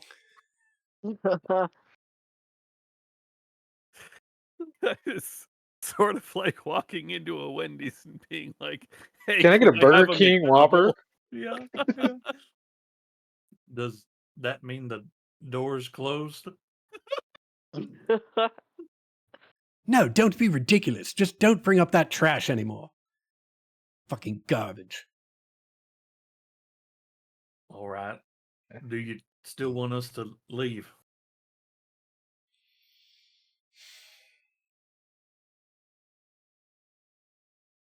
He's just staring out into space. What I wouldn't give for the Tatless circulation numbers. All right, then maybe there's a chance that it's well circulating. Oh, wait, you all are still here. Well, how long are you going to be in Kansas City for? I think we've largely accomplished what we came to do. Yeah.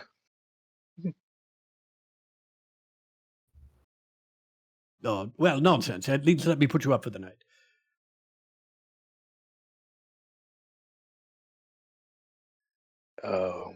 Luther! Luther! Luther, get in here, for God's sake. An ancient human being comes shuffling into the room. Is it a famine night? I jump. Yeah. And he just scribbles stuff on a piece of paper, hands it to Luther, says, VIPs, every one of them. Make sure they're taken care of.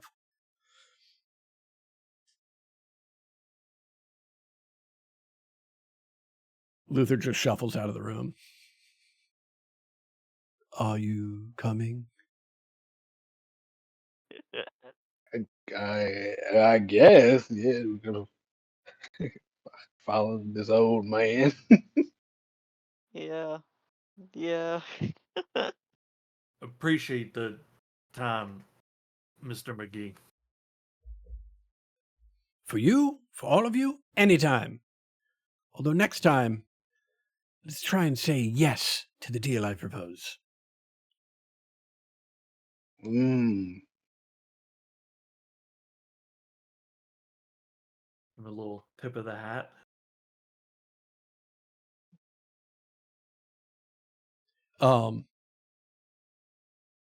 Yeah,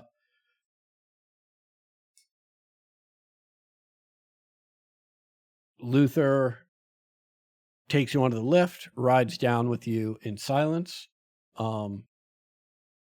When you get to the front desk, or as Luther's leading you past the front desk, the individual who is sitting there is now standing, and he's holding the globe, and he has his arm extended, offering the globe to you.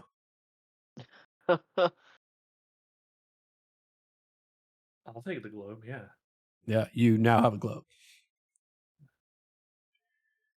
Just gonna look at the lady behind the desk and shrug. Right. Yeah, this guy says, well, go to the address on this card. They will take care of you. Sounds exciting. All right. Yeah. All right. Anything in between now and following this card to its destination? Are Huh. we certain about taking a bump on this offer? Of I don't think anyone has. Yeah. Well, no, not his offer for. I mean, even the small debt of accommodations. I mean, I Uh, think he's simply trying to butter us up, make it more likely that we will, in fact, say yes to the one we are not discussing. Understand? I As in, think like, he's trying to make it more likely that we will right. agree to work for him. In case that wasn't. Just sort of considering that we do know there are means of communicating over long distances in more or less than subtle ways, and uh, I don't know. The fella seems awful interested in investigations and learning odd secrets. And I don't know about you, but I think we made it all pretty fairly clear that a few of us have odd secrets, and have taken at least Nick's interest because of that. And with all that to say, that fella may not know much about us, but there's a real chance that by even rooming wherever he's offering, he intends to learn more.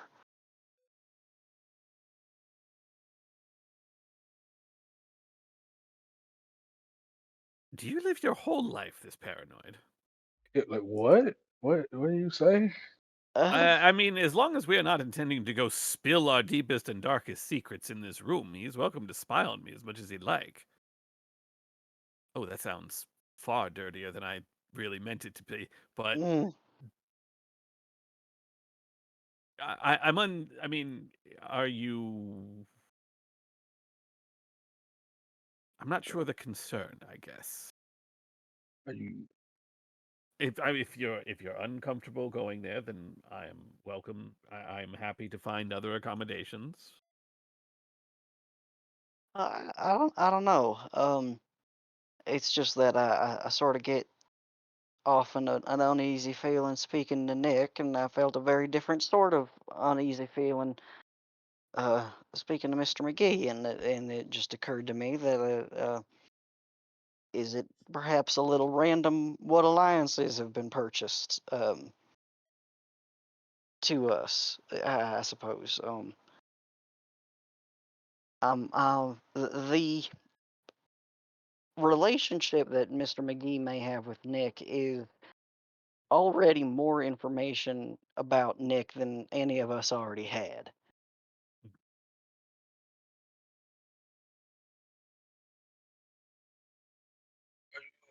concerned about the anonymity of Mr. Nick? I think it's just there's just a surprising number of people who seem to be specifically interested in us and in this sort of line of inquiring that is uh, well, very privately funded in a way that is odd, um, concerning, maybe even. Hmm. None of you spend your nights thinking about it. Nick values skilled individuals. All of us are that. He's been good to us. Treat us with respect as well.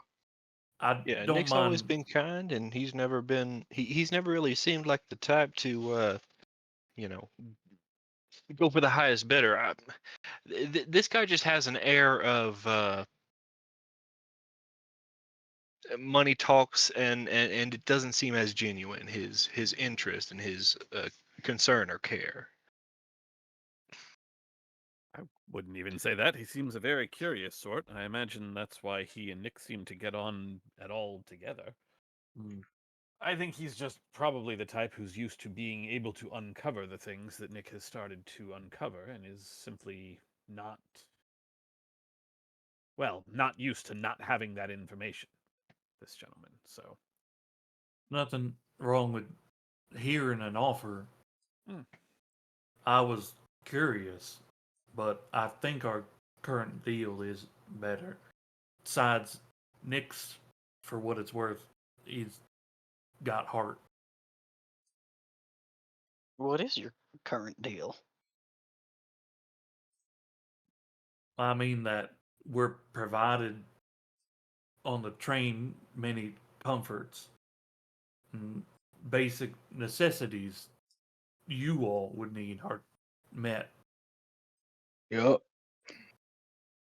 Our situation is better. I doubt anyone could offer us more without truly offering more.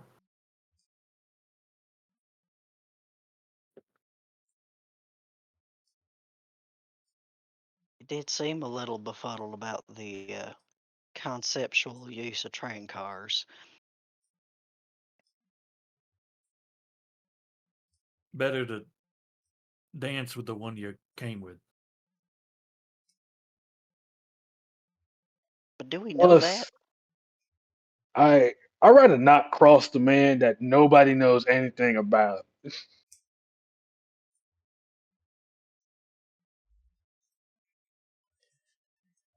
He's a mystery, but that is all right with me.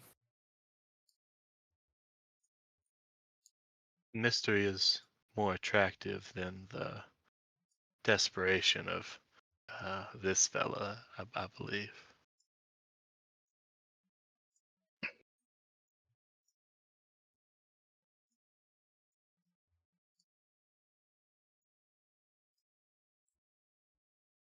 Well, if you all feel so sure, uh, I can't even say that Mr. McGee's offer was attractive to me, but it is the sort of thing that makes you question why you've picked your loyalty.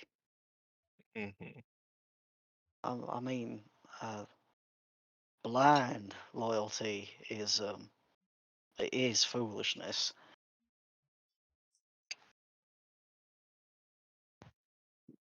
That's fair.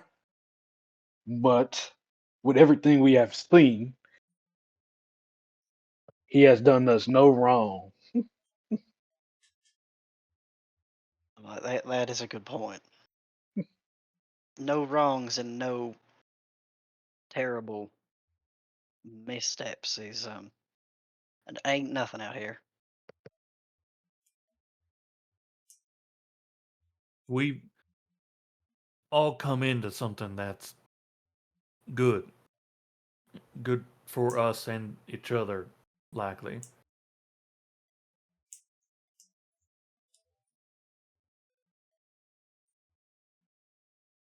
I'm happy to be a part of this team.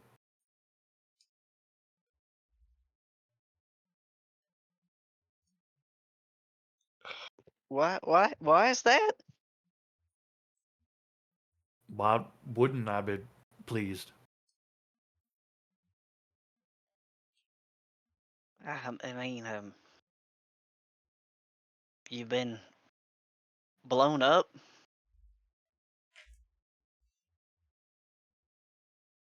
I suppose that were I flesh, that would be more problematic. So perhaps my outlook is skewed. Um, well, as a person with flesh, uh, I feel like what we've been through is just part of the job. I don't believe this man's gonna put us through any less. Could be worse. Honestly, what he sent us on the past couple of missions we've been, they don't seem like they were meant to face hostile combat. It seemed like we was just supposed to be observing, finding out, and reporting back. All the other things just happened to be a side consequence of that.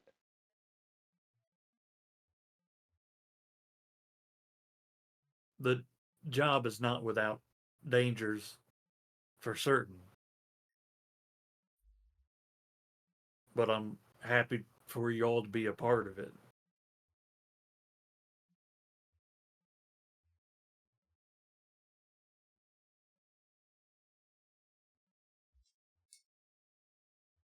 I I mean, think the place is coming up on the next street.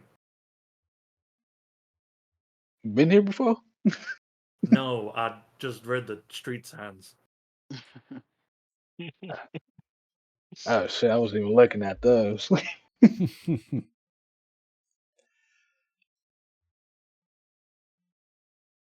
Everybody give yourself a Benny for some quality role play and questioning who's this fucking guy and what are we all doing here? who is our allegiance towards? And Thomas is correct. It's a block and a half up on your left. You see a lovely 3-story mansion in the middle of the city. Exterior is all brick construction. There are 2 gentlemen in tuxedos waiting outside at the bottom of the stairs leading to the main entrance. They are standing rather stoic as you see other people pass them by, but as you approach, they sort of turn and welcome you to climb the stairs. Yeah. Excellent. Once inside, it's beautiful. It is, there's enormous mahogany bar, lots of polished wood everywhere. There are, it looks like, in addition to the bar, it looks like there are, maybe 10 rather large dining tables that no one is at. It's a little early, but not so early that you'd expect the place to be empty.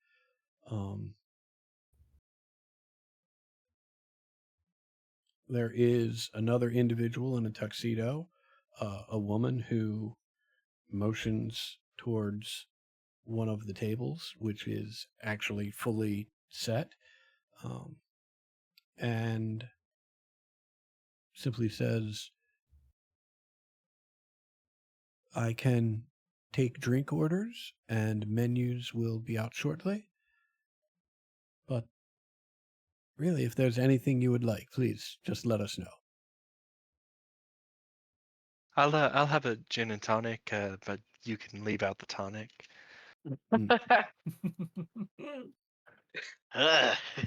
Just gin?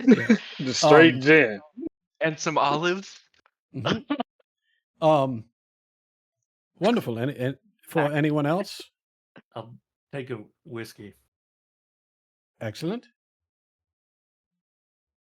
Do you have a Whatever preference your or most top shelf is, wonderful? whatever it is, I would like it. Wonderful. Goes around, takes everyone's drink orders. I get a lemonade. Yeah, I asked for just clean drinking water. Yep, certainly.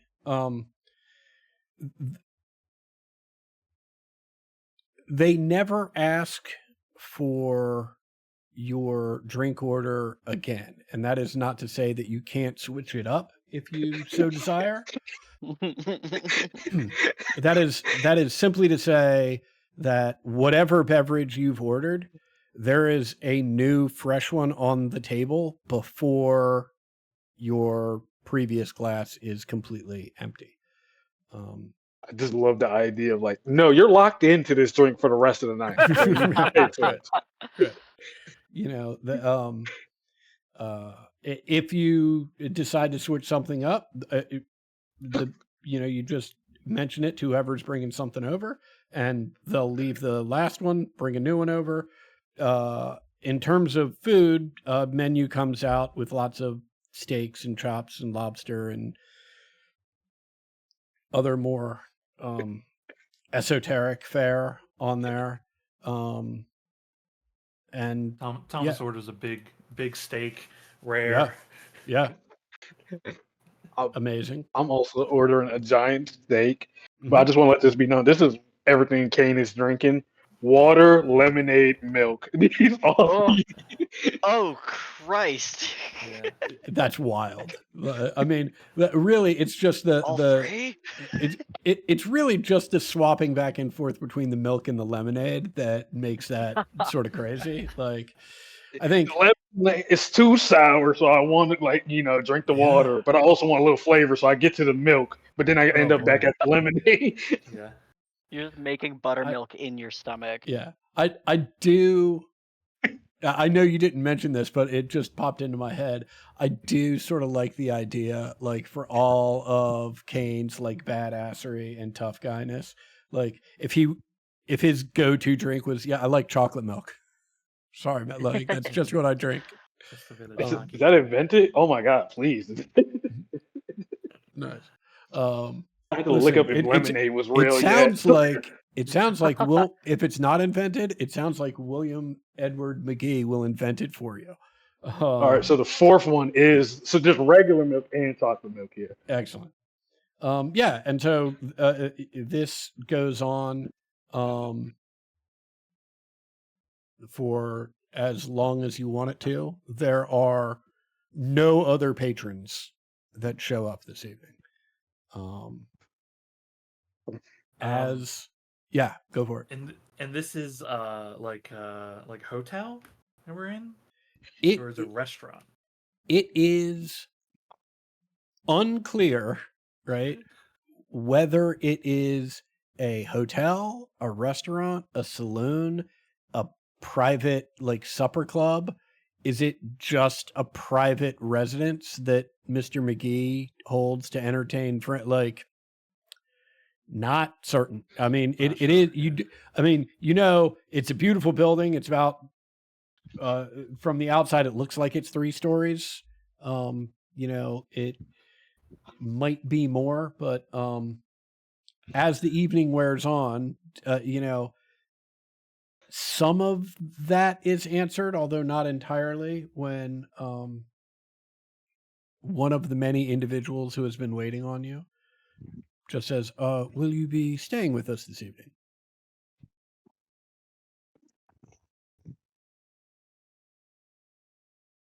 I believe so. I believe so. Oh, wonderful. We will get room set up. Does anyone require anything special? Any What do you have for entertainment around here? are you looking for a performance of some sort? Musical, theater, comedy, something more personal, perhaps? All of the above. We're going to be here for the evening. I figure I might as well enjoy myself, and then we are. She'll just look around at everybody. Heading back in the morning. Yeah. Yes. That Wonderful. sounds- Shall I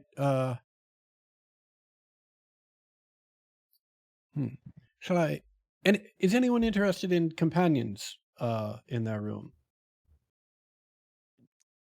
Wait, are we in separate rooms? I was in. Yeah, I thought we yes, were well, getting- you'll all get your own room.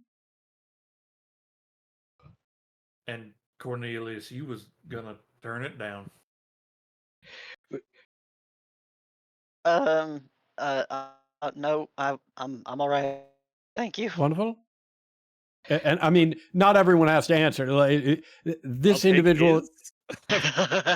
What was that, Ted?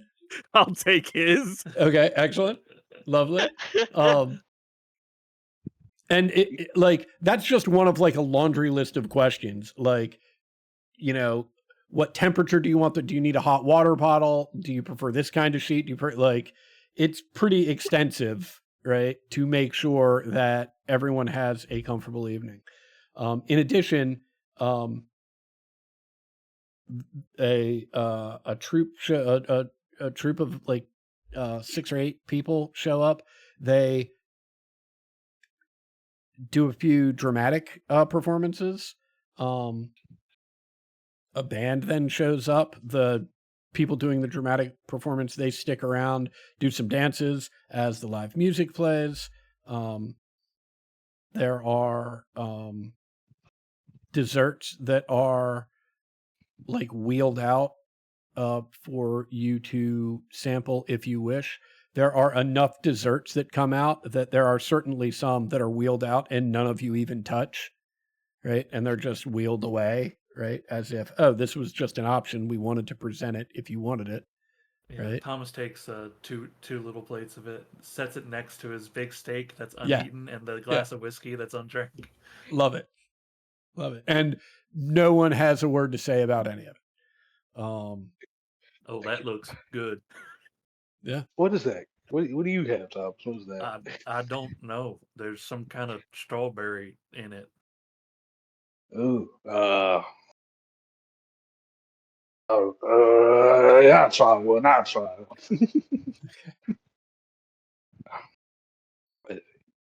Hey, what does he mean by like companion? By the way, does he mean like we're like are we like sharing rooms or are we? Are you asking me what he means about companions? Well, if anybody wants to answer, I just I think he means the kind of company that Doc keeps. patience. Why would I want to sleep with like a robot? Or what do you?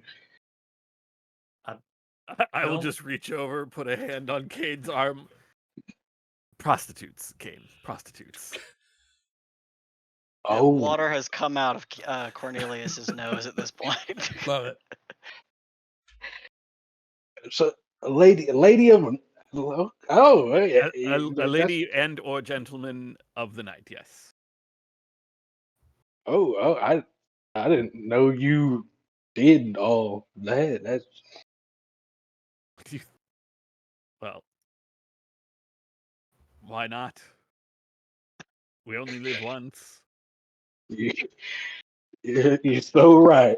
You're so right. Oh, Was that really so confusing to well, I knew that they were like a thing, I just didn't. I never really like. Well, nobody actually openly talked about that. Well, at least to me or around me. Kane. Oh boy. Oh no. Um, I am entirely I will just gesture towards whoever is our server. I am entirely still too sober to have this conversation. Um, oh boy. Whoever you How old are you, Kane? right, whoever you speak to, like they snap their fingers, right, and gesture at the bar, and two people come over, each one of them holding a bottle of whiskey. Well, I turned like 18 like 7 months ago, so it's been a while. One of whatever I have just been handed is just gone. It's just gone.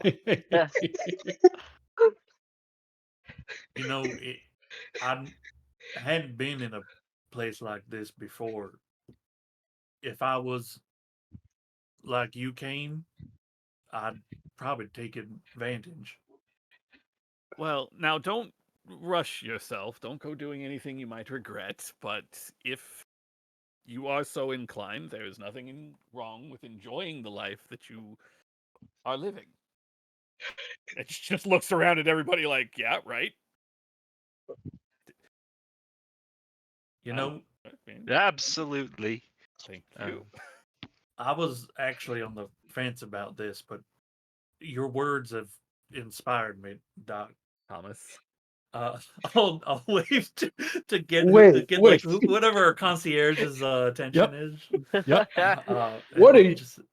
I will take two companions for my room. Yeah. Wait a second. Yeah, they What are you- engage. They engage in you in a very, like, just matter of fact, even toned. Like, okay, what would you like? What interests you? What doesn't interest you? And until We some narrowed down the resolution list. is reached. Yep, Right. Yep. One more thing. Can you send them up with a bucket? One with warm water, one What? empty, 2 towels.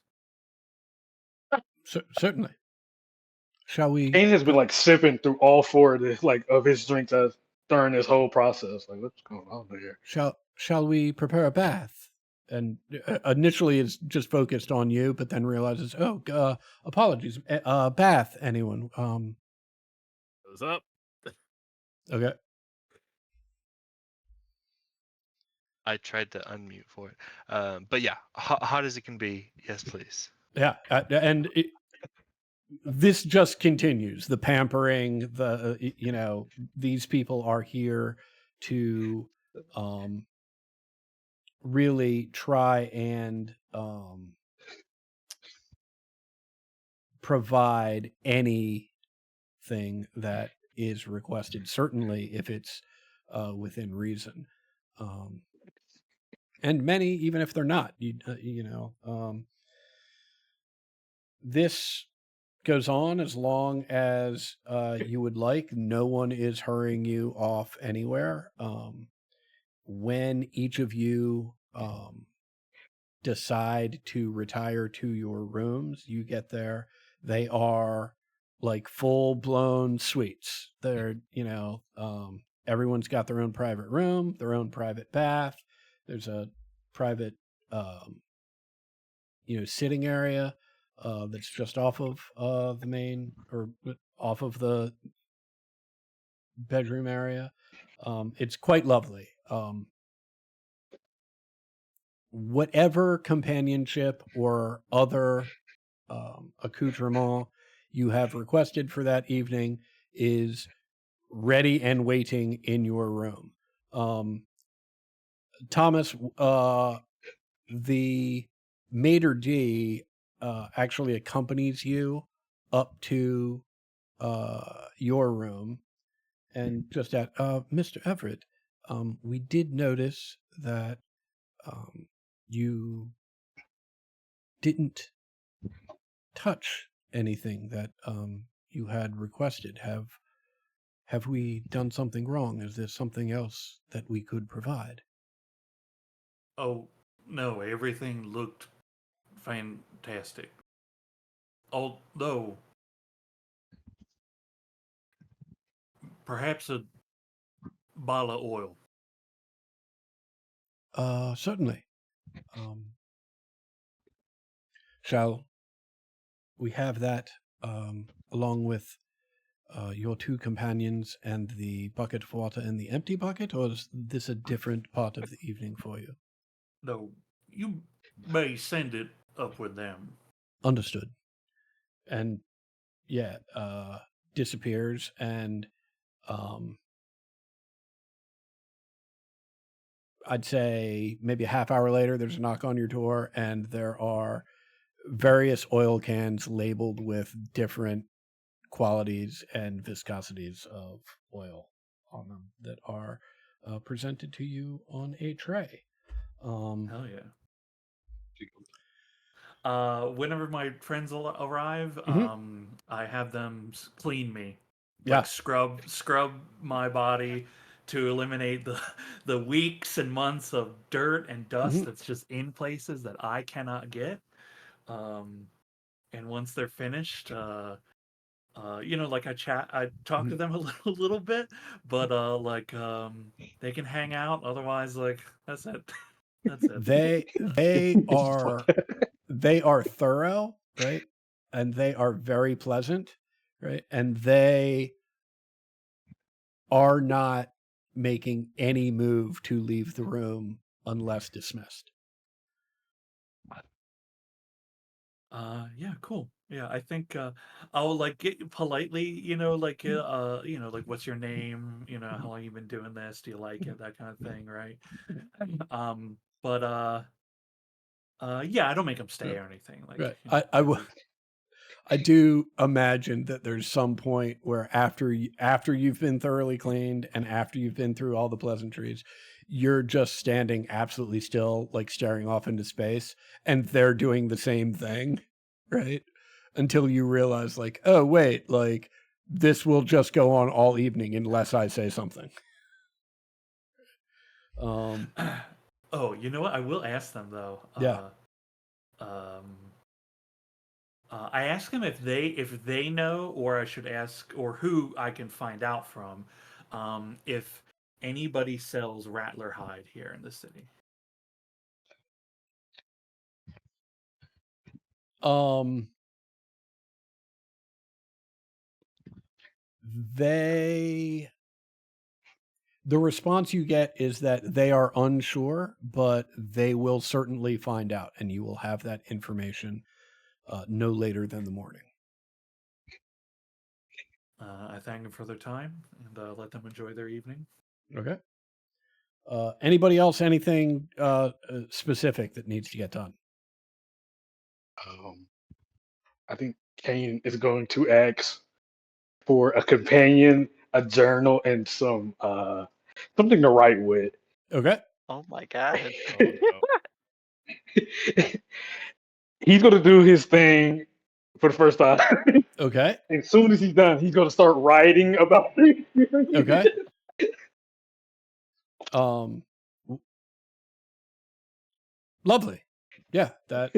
That's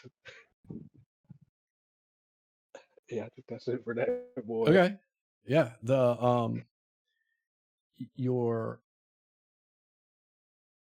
Your companion for the evening will either stay or leave as you so choose, but you have a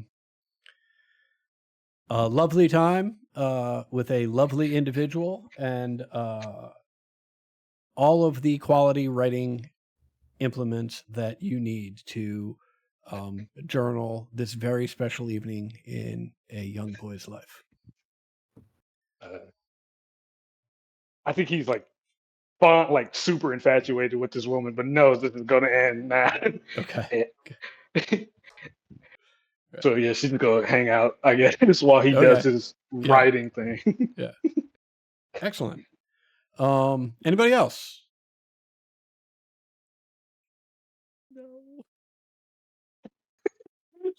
No. No. Excellent. I mean, I mean, Abby's going to do what Abby's going to do. yeah, Like, Abby's we're- gonna do what Abby does. Right. Enjoy some time, but no need to get into anything Mhm. specific. I mean, there's no need to, but Right. I am curious. What does Joan get up to? I think Joan spends a lot of time just getting pampered. Okay. I don't think that there's anything that she's looking to do. Like this is just that night. I would just like have a very good bath. Request that someone be there to like assist with the bath. Yep. But Absolutely. nothing like crazy. Just Yeah, I mean, I think the actually real scrubbing question, her back for her. right? The real question I'm asking here is, does Joan get into any of her supply this evening? Private room. I think that she has enough gin that she's not worried Gotcha. about that right now. Right. That scratches that itch. Gotcha. Yeah. And how's Cornelius feeling? Cornelius was probably the squirreliest of anybody about this entire endeavor. What? Yeah. I mean, I think he doesn't have a problem staying here, but particularly attention is Mhm. something that he's not comfortable with, and that's very obvious. So he's, I think, as quickly as everyone is expressing their interest in taking advantage of the like amenities, he's kind of expressly interested in like getting clean and going to sleep immediately. Okay. Yeah. So, as you do, and dismiss whomever was around, so that you are alone in your room, and extinguish the gaslight that is provided here.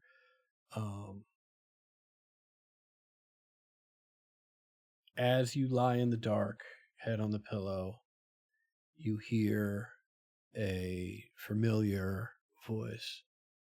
How dare he, Master Cox?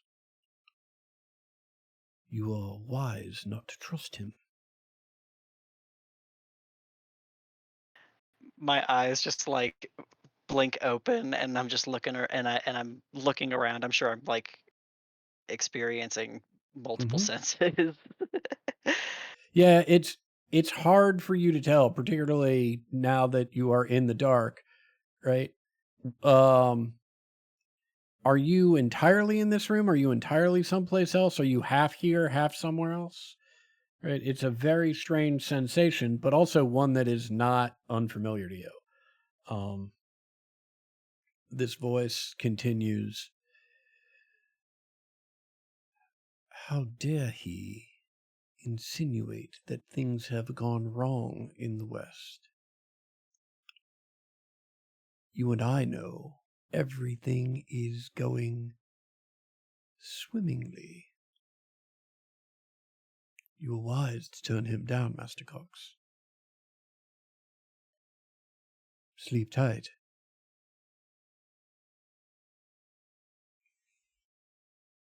I get up and walk around my room for like 2 hours. Excellent. And unless anyone else has anything to do for the evening, let's take our 15-minute break here. How does that sound? Awesome. Oh, yeah. Epic.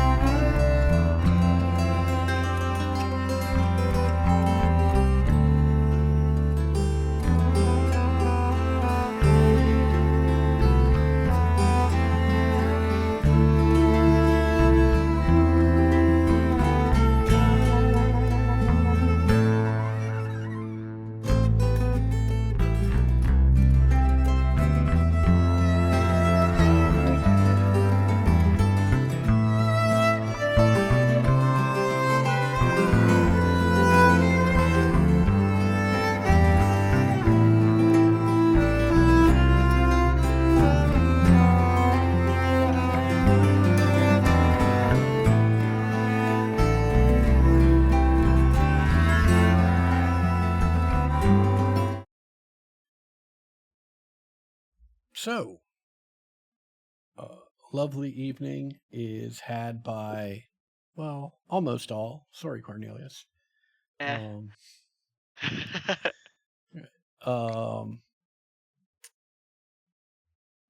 When you,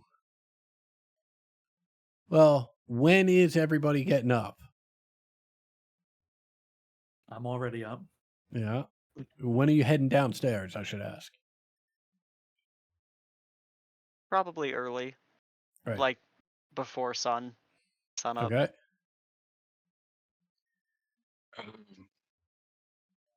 Yeah.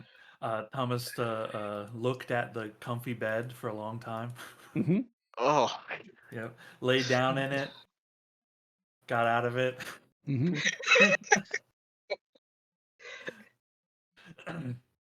So I'm already down there when you Okay. come down.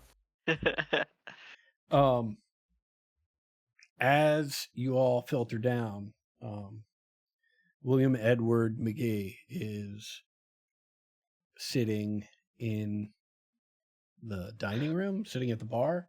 See, because everyone needs a shovel, Mr. McGee. That's a real business you want to get into. You're suggesting I give up the newspaper trade and start selling shovels? Well, I'm suggesting ideas for expansion. So that I should do both.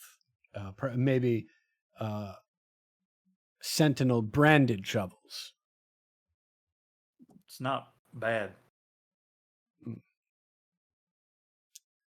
Because we really dig for the scoop.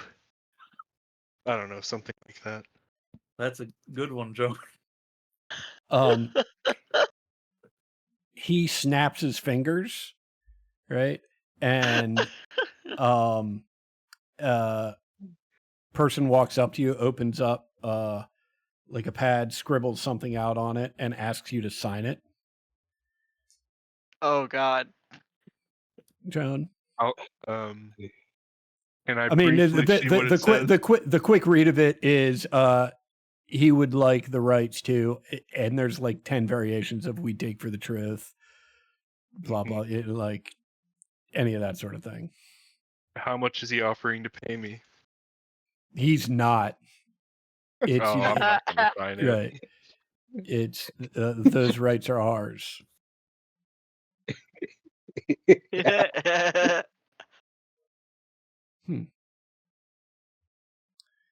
Okay, very well. I believe you forgot to put in a clause about how I would be compensated. Oh, I forgot nothing. Look around. Yeah, and she'll sign it. Okay. And at which point he launches into what is essentially his latest cell, which is, look, this, I can't say that you all will live like this from day one, but this is where I expect you to be. This is what I have to offer. You provide for me and provide for the Sentinel and help us figure out what's going on, and even better, how we can reverse it. There's no reason you can't live like this all the time. And as for you, except that the Weird West isn't in this comfort, so if we're going to find it, we can't. What if we had a comfortable room that rolled on a train? Well, I can certainly do that. Is your current train cars not to your liking? I'm sure I can outdo whatever this Easterner has prepared for you. Oh my gosh. Kane didn't say that. He's getting offended on other people's races.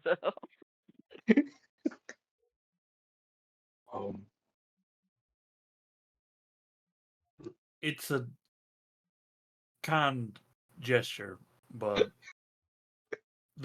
don't say no. Don't say no. Remember, leave the door open. The door's open. just might be walking through it is all. Wonderful. But maybe we come back through it. Absolutely. I like the way you think. Now, I understand you're interested in Rattlerhide. I am, yes. Some of us also may be. He snaps his fingers again, and there are two people like right on you, Thomas. Pretty quickly, it's up to you whether or not you recognize what they're doing, but everyone else recognizes these are tailors, right? They're taking measurements. Yeah, I let them take measurements. And Mr. McGee just says, it is very hard to come by and not something that you want in any raw state without the necessary skills to treat it and conform it to your needs. But I will have my crew take your measurements and we'll see what we can do. Anyone else?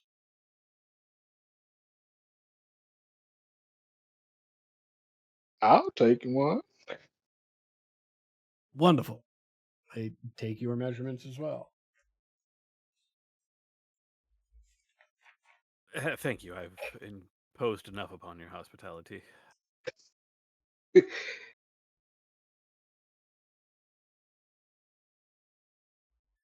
So, All right. uh, Yes, Cornelius? I'm curious. You say this has been something that you've your project has been very important to you, and I'm just wondering how long have you been in the investigative journalism aspect of the investigation, the journalism? That's an excellent question. The first phase of my project is, well, will probably never be complete, but it's progressed far enough that I might move on to the second phase. The first phase being consolidating enough newspapers throughout the West that I have the influence necessary to make the type of changes that I believe will be required for the West to see an improvement and see all this strangeness beaten back. There are still some outlets that I would very much like to acquire, like the aforementioned Rag out of Arizona. He's glaring at you, Thomas. Mm-hmm.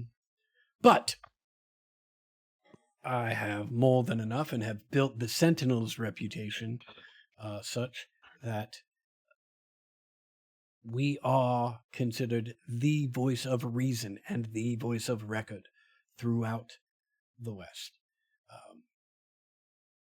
That has filled my coffers and raised my reputation such that most people will listen to me on reputation alone, and those that do not, I can pay to have them listen to me. Now, we in this room all know that things have gone horribly, horribly wrong.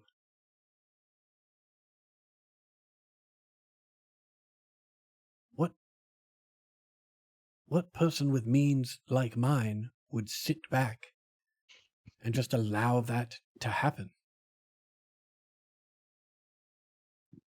No, I love this country, and I love the people of this country. And I am a God-fearing man, and I will not let this abomination stand.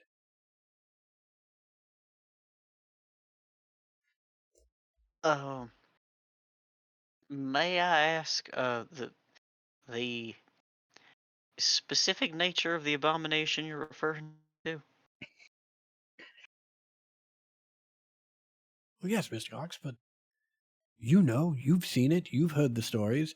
The dead rise from their graves. Right, Yeah. right. there's just many things out in the Well, wilds, and no, yes, I agree. I mean, the dead rise from their graves. There are monsters of all sorts and aberrants of all sorts. Um, and why is this happening? Why now? And my hope is that by answering why now, we will then be able to answer the more meaningful question, which is what do we do about it? Because as far as I can see, no one has any plan at this point. Everyone's plan so far is just, well, this is the new way of the West. I refuse to accept that. And that Yankee refuses to accept it. Which is why, despite his rejection of my offer, I still count him as a friend. He'd be a better friend if he'd tell me his fucking name. But beggars can't be choosers at this point. There are very few of us in this fight.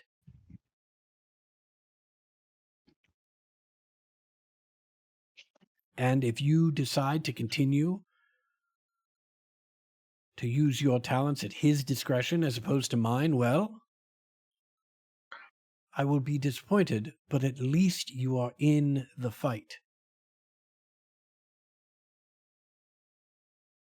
There are plenty of people. and that's what matters to you. It is what matters to me. There are plenty of people out there with skills similar to yours that have decided that the only thing that matters is making a buck, regardless of who it hurts, regardless of who they turn their back on. This is unacceptable to me. Now, I like making a buck as much, if not more, than the next person, and he gestures to this beautiful house that you're all in.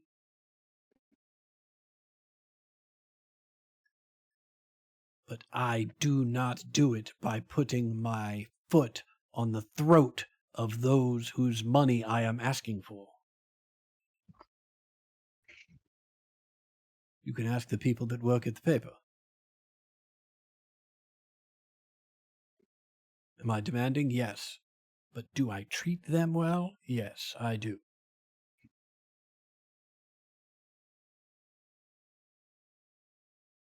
Because if I do not, am I any better than the abominations that are rising from the ground and ravaging the countryside and the people who live in it?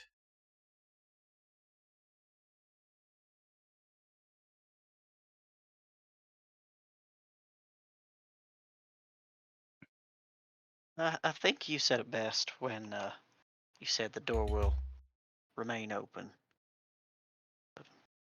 We got some time back to travel. We'll be able to consider the offer. Wonderful. And if you find anything you think is worthy of publication, please send us a telegraph.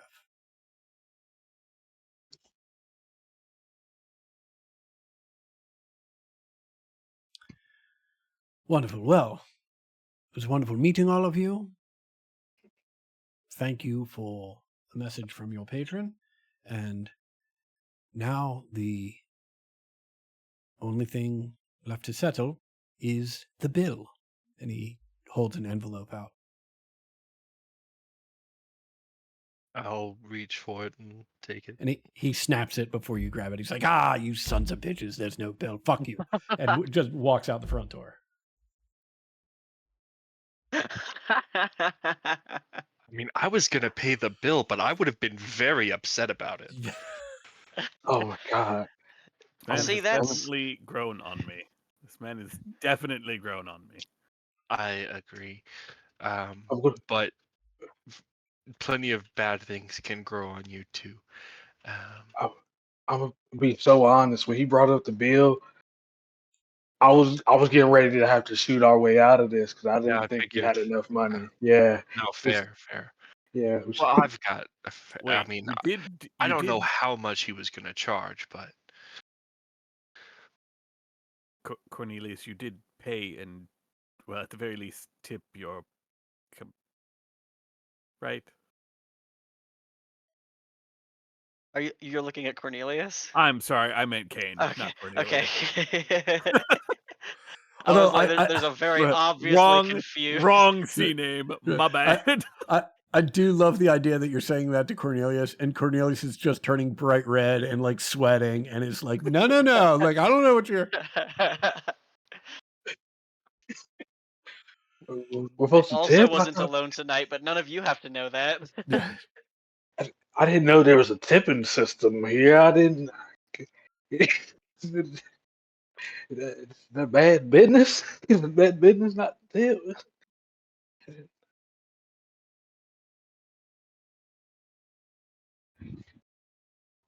When I think we'll be fine as long as we don't ever come back through this way again. Abby completes the longest face palm.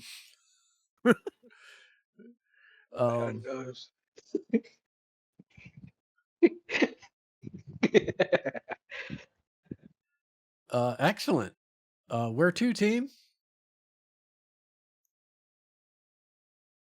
Head back to the to the review, right? I think so, yeah.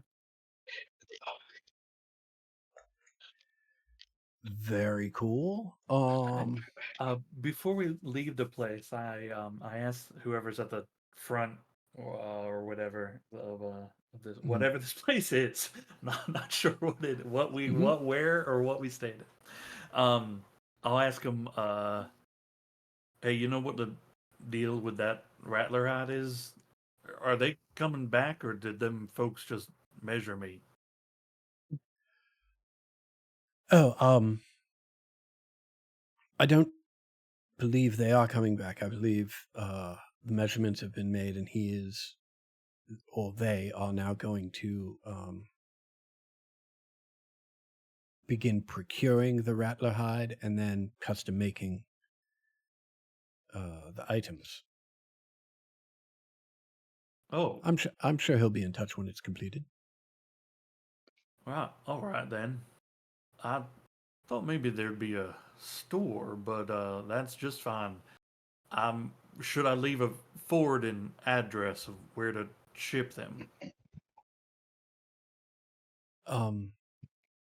You may if you wish, but I'm fairly certain that he will be able to find you. Well, all right. I'll leave. Safe travels.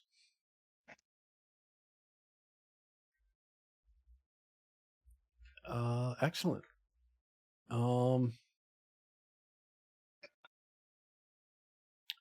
Anything else in Kansas City before you're heading back out to Wichita? Think so. Think so. I believe so, Excellent. right? Excellent. All right. It is, what is it?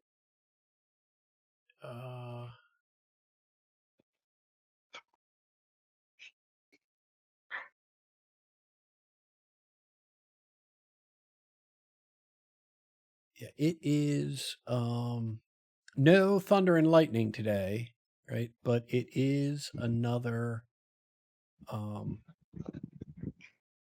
rainy day. It's sort of a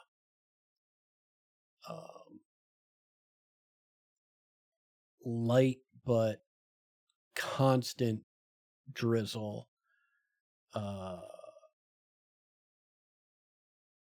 Sort of overcast, a little misty, making travel a little slower than normal. It is Thursday, July 3rd. As you set out.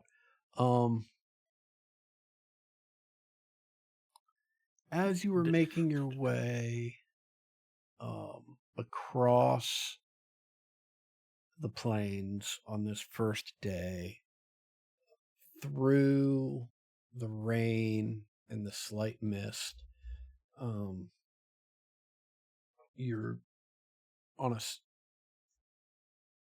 to avoid some particularly nasty trail, you decide to take a route that swings a little more northerly. And it's on this portion of the path that you see through the mist and the rain a very large tree. And as you ride closer, you see that the massive branches of this tree appear to be weighted down with the weight of the wet leaves and what appear to be some sort of growth or some vines that are hanging off many of the limbs. And as your approach takes you even closer, you can see that the vines on these lower branches are particularly thick. Closer still, you recognize that one of these is not a vine at all, but rather a rope that has been tied around the trunk of the tree and then slung over a branch, and there is a body hanging from it.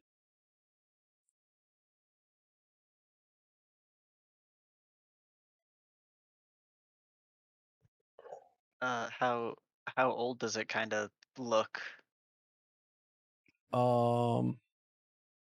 Why don't you make me a notice roll?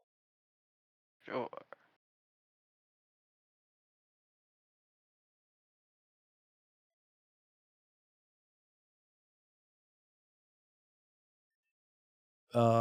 Too hard to tell from this distance. Yeah, is it alright if I roll the penny for that? Yeah, absolutely. Okay. Yeah. Well. Yeah, too hard to tell from this distance. Is there any sort of sign that, like, if he was, executed by marshals or something like that, there should be a sign that says what he did? But you don't see anything at this point other than the tree and the rope and a body hanging. One body or many bodies? It's just one body. There are other ropes and detritus, or not ropes. There are other like vines and detritus that are hanging from branches, but you've gotten close enough now that you can see there is clearly one rope and one body hanging from it.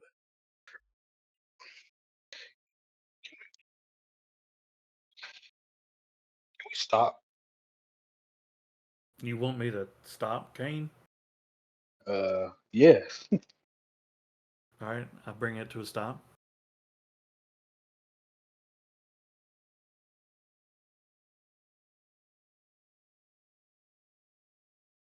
Poor Something wrong? fella.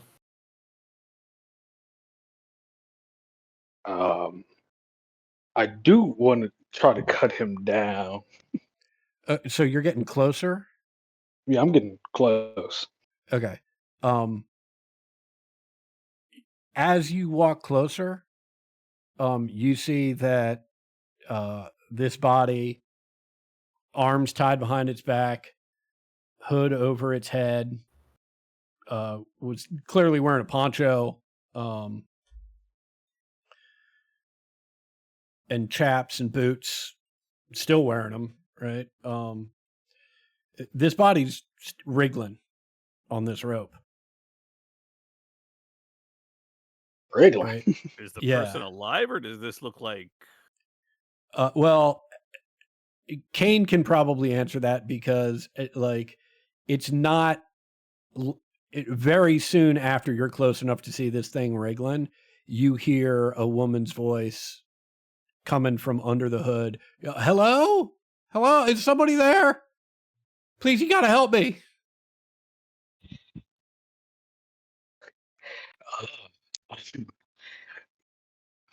Yes, sure. I'm gonna at least cut her down from me. Okay.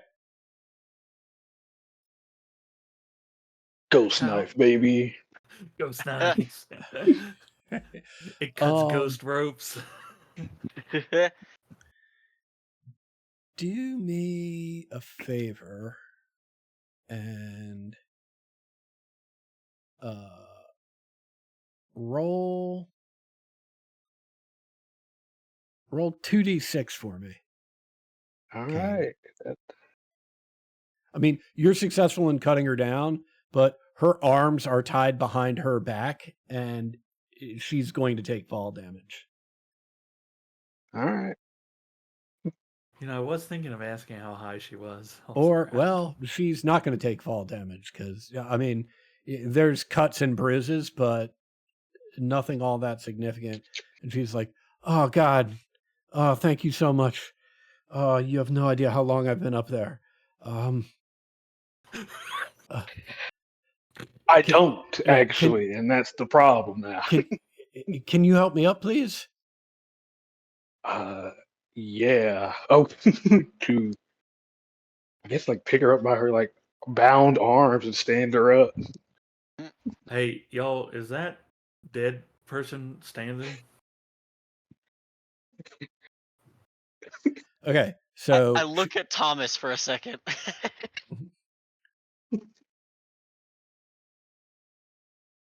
yeah, I mean, she's standing up.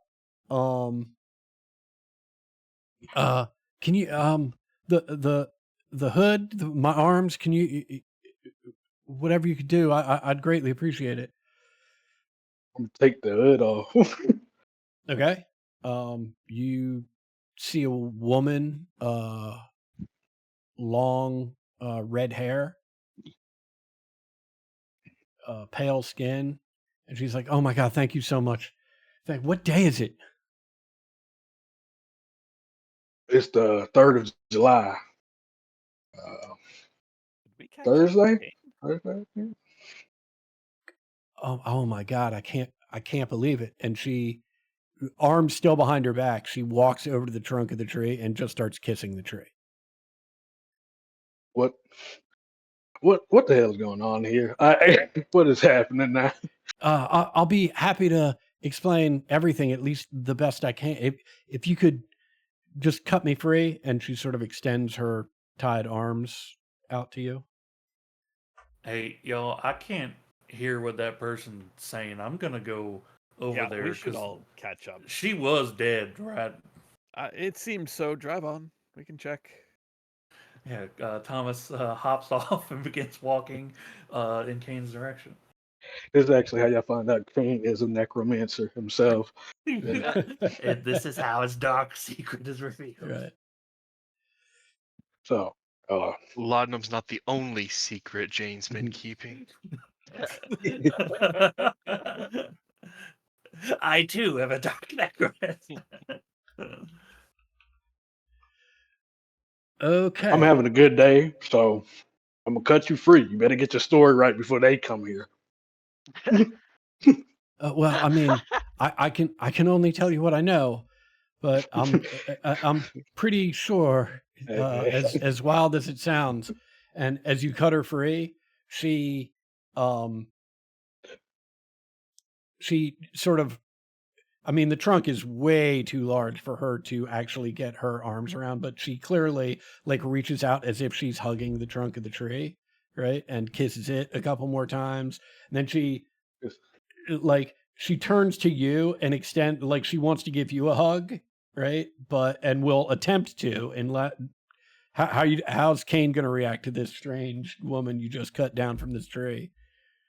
Lost trying to my hug you. virginity last night. I'm having a good day. Okay. I am okay. going to let her Okay. hug me. Yeah. Hugs are good. Right. I Hugs mean, are she good. right. She gives you a big hug, kisses you on the cheek, is like, oh my God, thank you. And oh, thank you. And then turns back to the tree and it's just, I can't believe it. I never in all my years thought that I can't believe it's true. This is fucking amazing.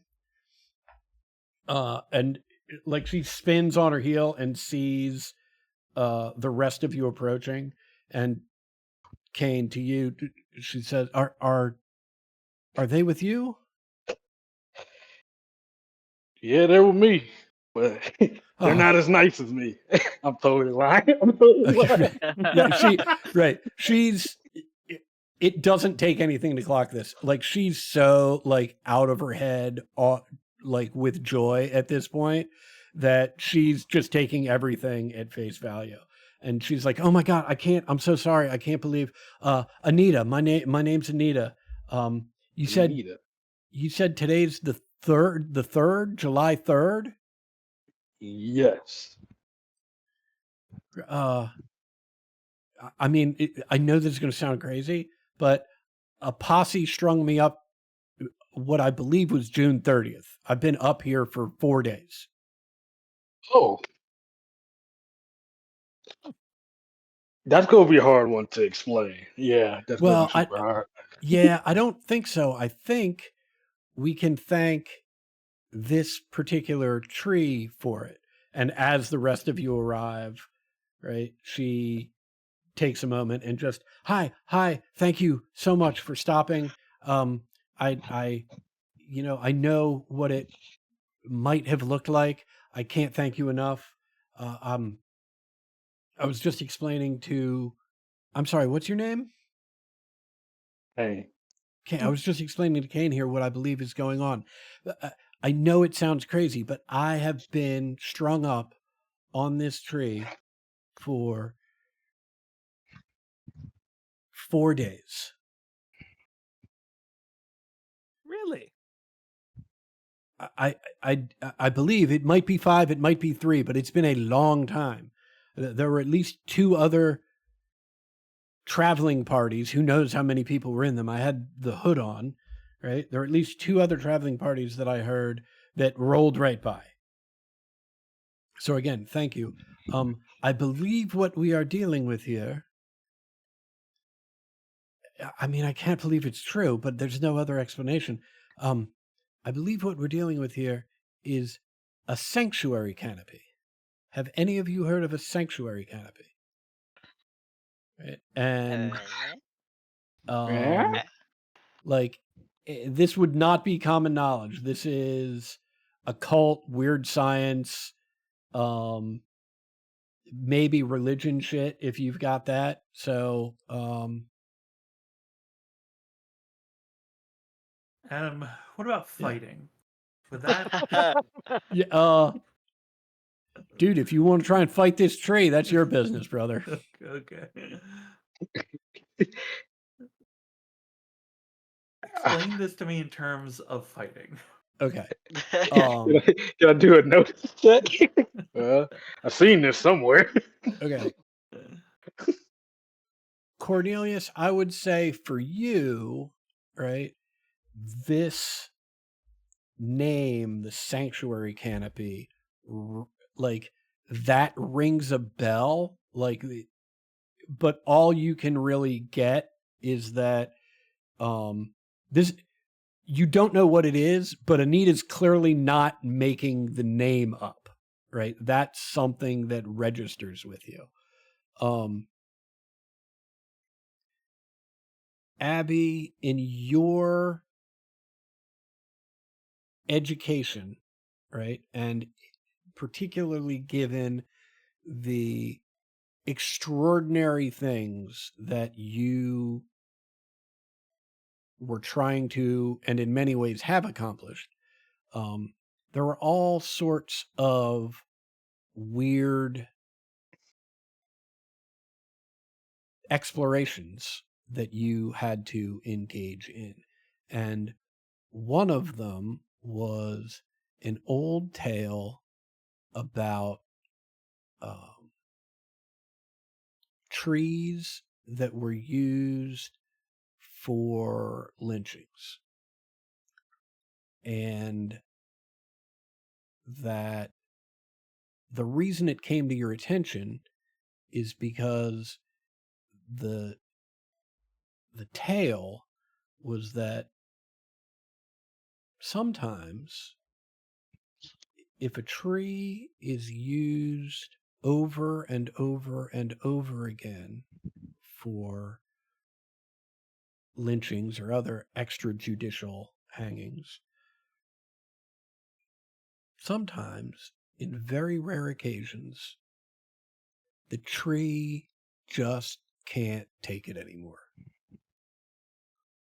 And in those very rare circumstances, it becomes a sanctuary canopy where literally anyone under the canopy cannot suffer any harm.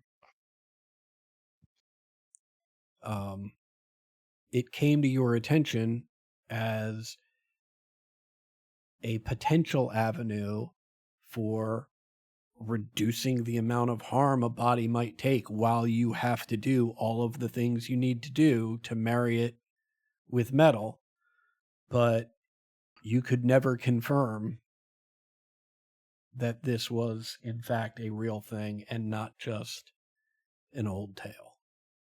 And here is this woman claiming that that's the only thing she can think is going on here.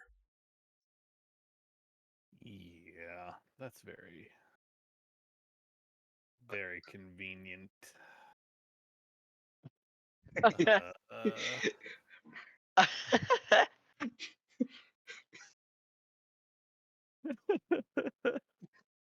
I mean, yeah. Yeah. But is this Abigail's turn to be paranoid?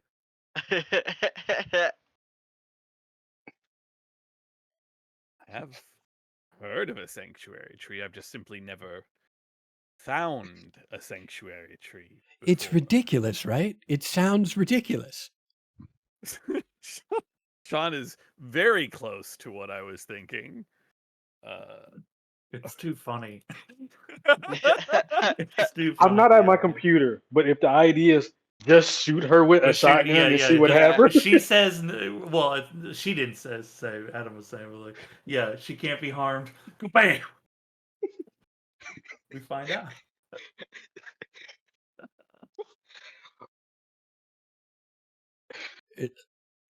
I am very curious to test this. Not this person, because if it is in fact a sanctuary tree, I am not going to try to just stab somebody willy-nilly. But I will test this. I will walk over to the tree, and I do have a knife. I will go ahead and pull it out and just drag it along the back of my hand very gently. Just enough to break the skin, not enough to sever any tendons on my fingers.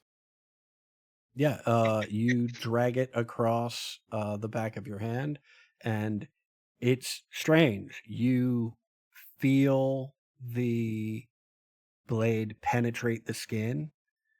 You see a single drop of blood, and as you drag the blade across the back of your hand, nothing more happens. There's no cut. There's just that one tiny bit of blood.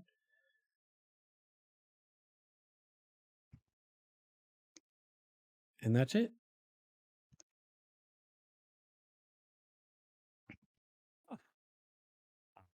To be perfectly honest, I did not expect that to work, but... Right. I mean, it's insane.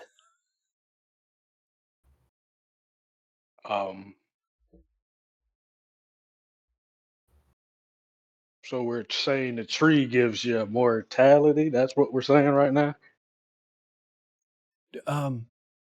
Well, if what ridiculous, it doesn't prevent you from coming to harm entirely. Should someone, say, decapitate you, that would almost certainly be fatal, but it would make it more difficult to decapitate you. Yeah, I mean, look, I don't know. I'm really hoping not to find out, right? But the stories I've heard just say that you can't suffer harm while you're under the canopy of the tree, right? Furthermore, Wow. I've just Why been were hanging you- there for 3 days. Yes, about that. Why were you hung? Well, it's the damnedest thing. I bought cattle from the McGillicuddies, their ranches, maybe half a day's ride in that direction. I was here with the cattle, letting them rest, them having their lunch, me having mine. And a posse rode up, accused me of rustling the cattle. And that ain't right. I had a bill of sale and everything, right? But I showed them the bill of sale. They said that wasn't the McGillicuddy signature on that bill. And they went to string me up. And I pleaded with them. I pled with them. Listen, it's a half day's ride. Let's check it out.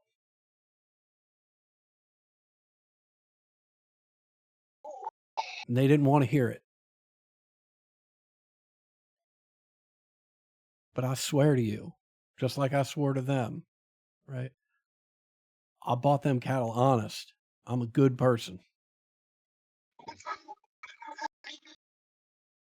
I can't believe my luck that they decided to string me up on this tree. This beautiful tree. She hugs the tree again.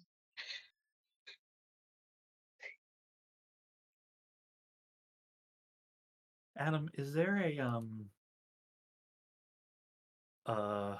insight like role in this game? Is Yeah. there a detect bullshit roll somewhere? You know what? I'm just gonna believe this one. All the terrible things we've seen, I would absolutely love to believe that this is a true thing. Yeah. Like, we Yeah, have found the one beautiful thing to come out of this strange, weird awakening that has occurred across the world. Yeah, it'd be great. In answer to your question, right? I mean, my gut tells me that that's going to be a notice roll. That's a smarts roll, right? If you've got another avenue, right, that you'd like to pursue, I'd love to hear it. I mean, not with the things that I'm Okay. good with in general, Mhm. and yeah, because it doesn't show you like on the sheet. It doesn't show you what skills you don't have, so I can't even Right. like think of what it could be because it's just unskilled for me anyway. Right. As far as that, I'll roll an unskilled check for it for sure. Yeah, I'm just looking watching Well, I her mean, mannerisms. and you stuff should like have I believe notice. Isn't that one of the that. standard? Oh, I'm sorry. Yeah, I do have notice. Yeah. Yeah. I can roll notice. Should I? Yeah. I'm popping off. Oh I'm my noticing the holy world. moly. Oh my god! My X-ray vision has turned on. It has been unlocked. Right. That's what happened when he gets cleaned up. Okay. Yeah. Get all that gunk. Right. Yeah, one of them was like, "What's this switch?" Yeah. Your eyes turned on.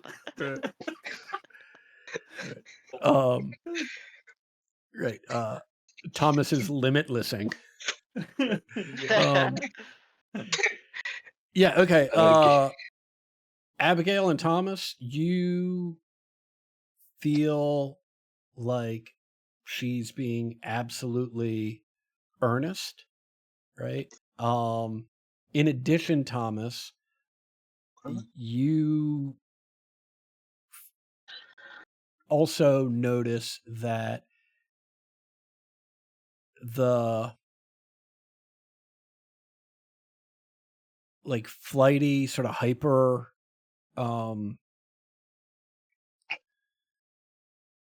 nature of her response, right, is probably attributable to the fact that she's been hanging by her neck for 4 days. So the hood overhead, pretty isolating. The tree clearly isn't going to let her starve to death or die from dehydration, right? But that doesn't mean she's not hungry or doesn't mean she's not thirsty. Mm-hmm. So like, yeah, she's alive, but it's this combination of super happy to be alive, but also like super freaked out, just having been hung out in nature, completely isolated for 4 days. Does anyone carry a canteen on them, like in their gear? Pretty sure I do. Yeah, I think so. Yep, one canteen. I think I'll like just grab your canteen, Doc. Right, like you'll notice, and like I'll look at you and just kind of nod in her direction. I'll just hold out the canteen. Yeah, I'll grab it. She grabs it in Yeah, an impolite way, like she's very, very excited to see this canteen. Pops the top open, starts chugging it, water down both cheeks, right? And she, finally takes it away from her mouth. Oh my, that tastes so good. This water tastes so good. Here, have you tasted this? Or you have to taste this water. It's so good. And she's holding it out to you, Thomas, and sort of like clocks that, I don't know how this is going to work, and just moves on to the next person, moves on to Abby. Like, oh my God, have you had this water? Oh my, thank you so much. You're very lucky. Say, I don't, I know y'all have done wonderful, wondrous things for me already. I don't suppose I could impose upon you a little bit more. Perhaps have you come down to the McGillicuddy Ranch with me and investigate what the hell's going on here? I paid for those cattle. I know I did. Um,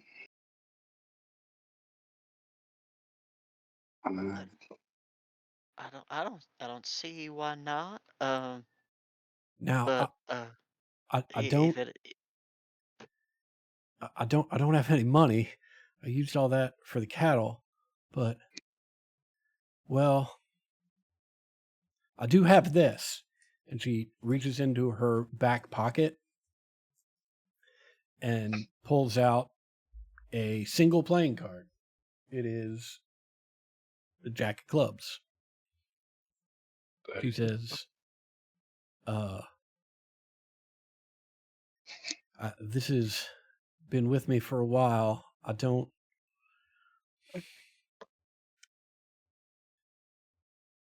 It's the most valuable thing I've got. This here's a dead man's card. What's a dead man's card? Dead man's card comes from a dead man's hand. Now, I'm sure y'all are familiar with dead man's hand, the most famous dead man's hand, aces over eights. Oh, It's what Wild Bill Hickok himself was holding when he got killed.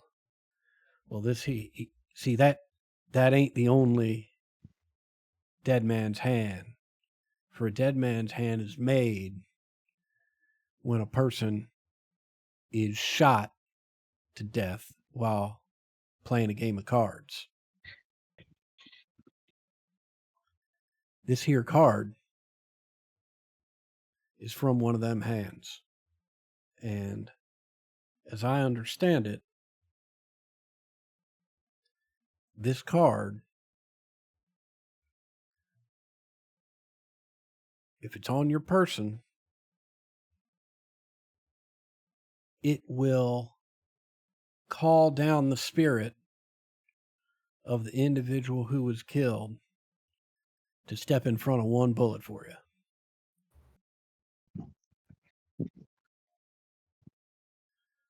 And you're offering that as trade for our help? I don't have anything else to give you. Okay, guys. Are we sure that it's not the card that saved you then? Well, or is if it it, only effective against bullets? as far as I know, as far as it was told to me, it's only effective against bullets. But also, if it was the card, how's that explain what you did with your hand? Fair point. Fair point. But you see, the real value, and this might just be an old wives' tale, but the real value is if you can reassemble that dead man's hand. Well, my understanding is then Immortality. you can call down the spirit Oh, okay. of that individual to fight alongside you, should you need it. But up until today, I would have said that's the silliest thing I ever heard. But I'm reevaluating everything now. Please, take it. Come with me. Help me figure out what happened. And it's yours. I am so that. Okay, guys, come on. I don't ask for much, right? But this is like the coolest shit ever. Y'all know Wild Bill, right? Y'all know him, right? Kane, we're going to get you this card. Can't say I Oh. know the man personally, but I have heard the stories. First ever, like, it's rumored that he's the first ever like duelist out there. He's known, and he was a good man. My friend Talltree told me this. Kane, and she actually grabs like your cheeks. Not grabs them, but like puts a palm on each cheek, right, to get you to focus on her face, right? Kane, I want to be clear, right? You done me right. This is not Wild Bill's hand. It's not him. Wait, who the Wild, fuck did you say? Wild Bill is aces over eights. Oh, Right. This is some other individuals. Who? I don't know. But Who cares who it is? It'll protect you from bullets, Kane. Oh, yeah, too. Yeah, that part too. Sorry, I just got really caught up in it. I understand, right? Y'all done me right. I just want to make sure you understand what I'm saying. So, look, I got accused of doing wrong once already. It went real bad for me.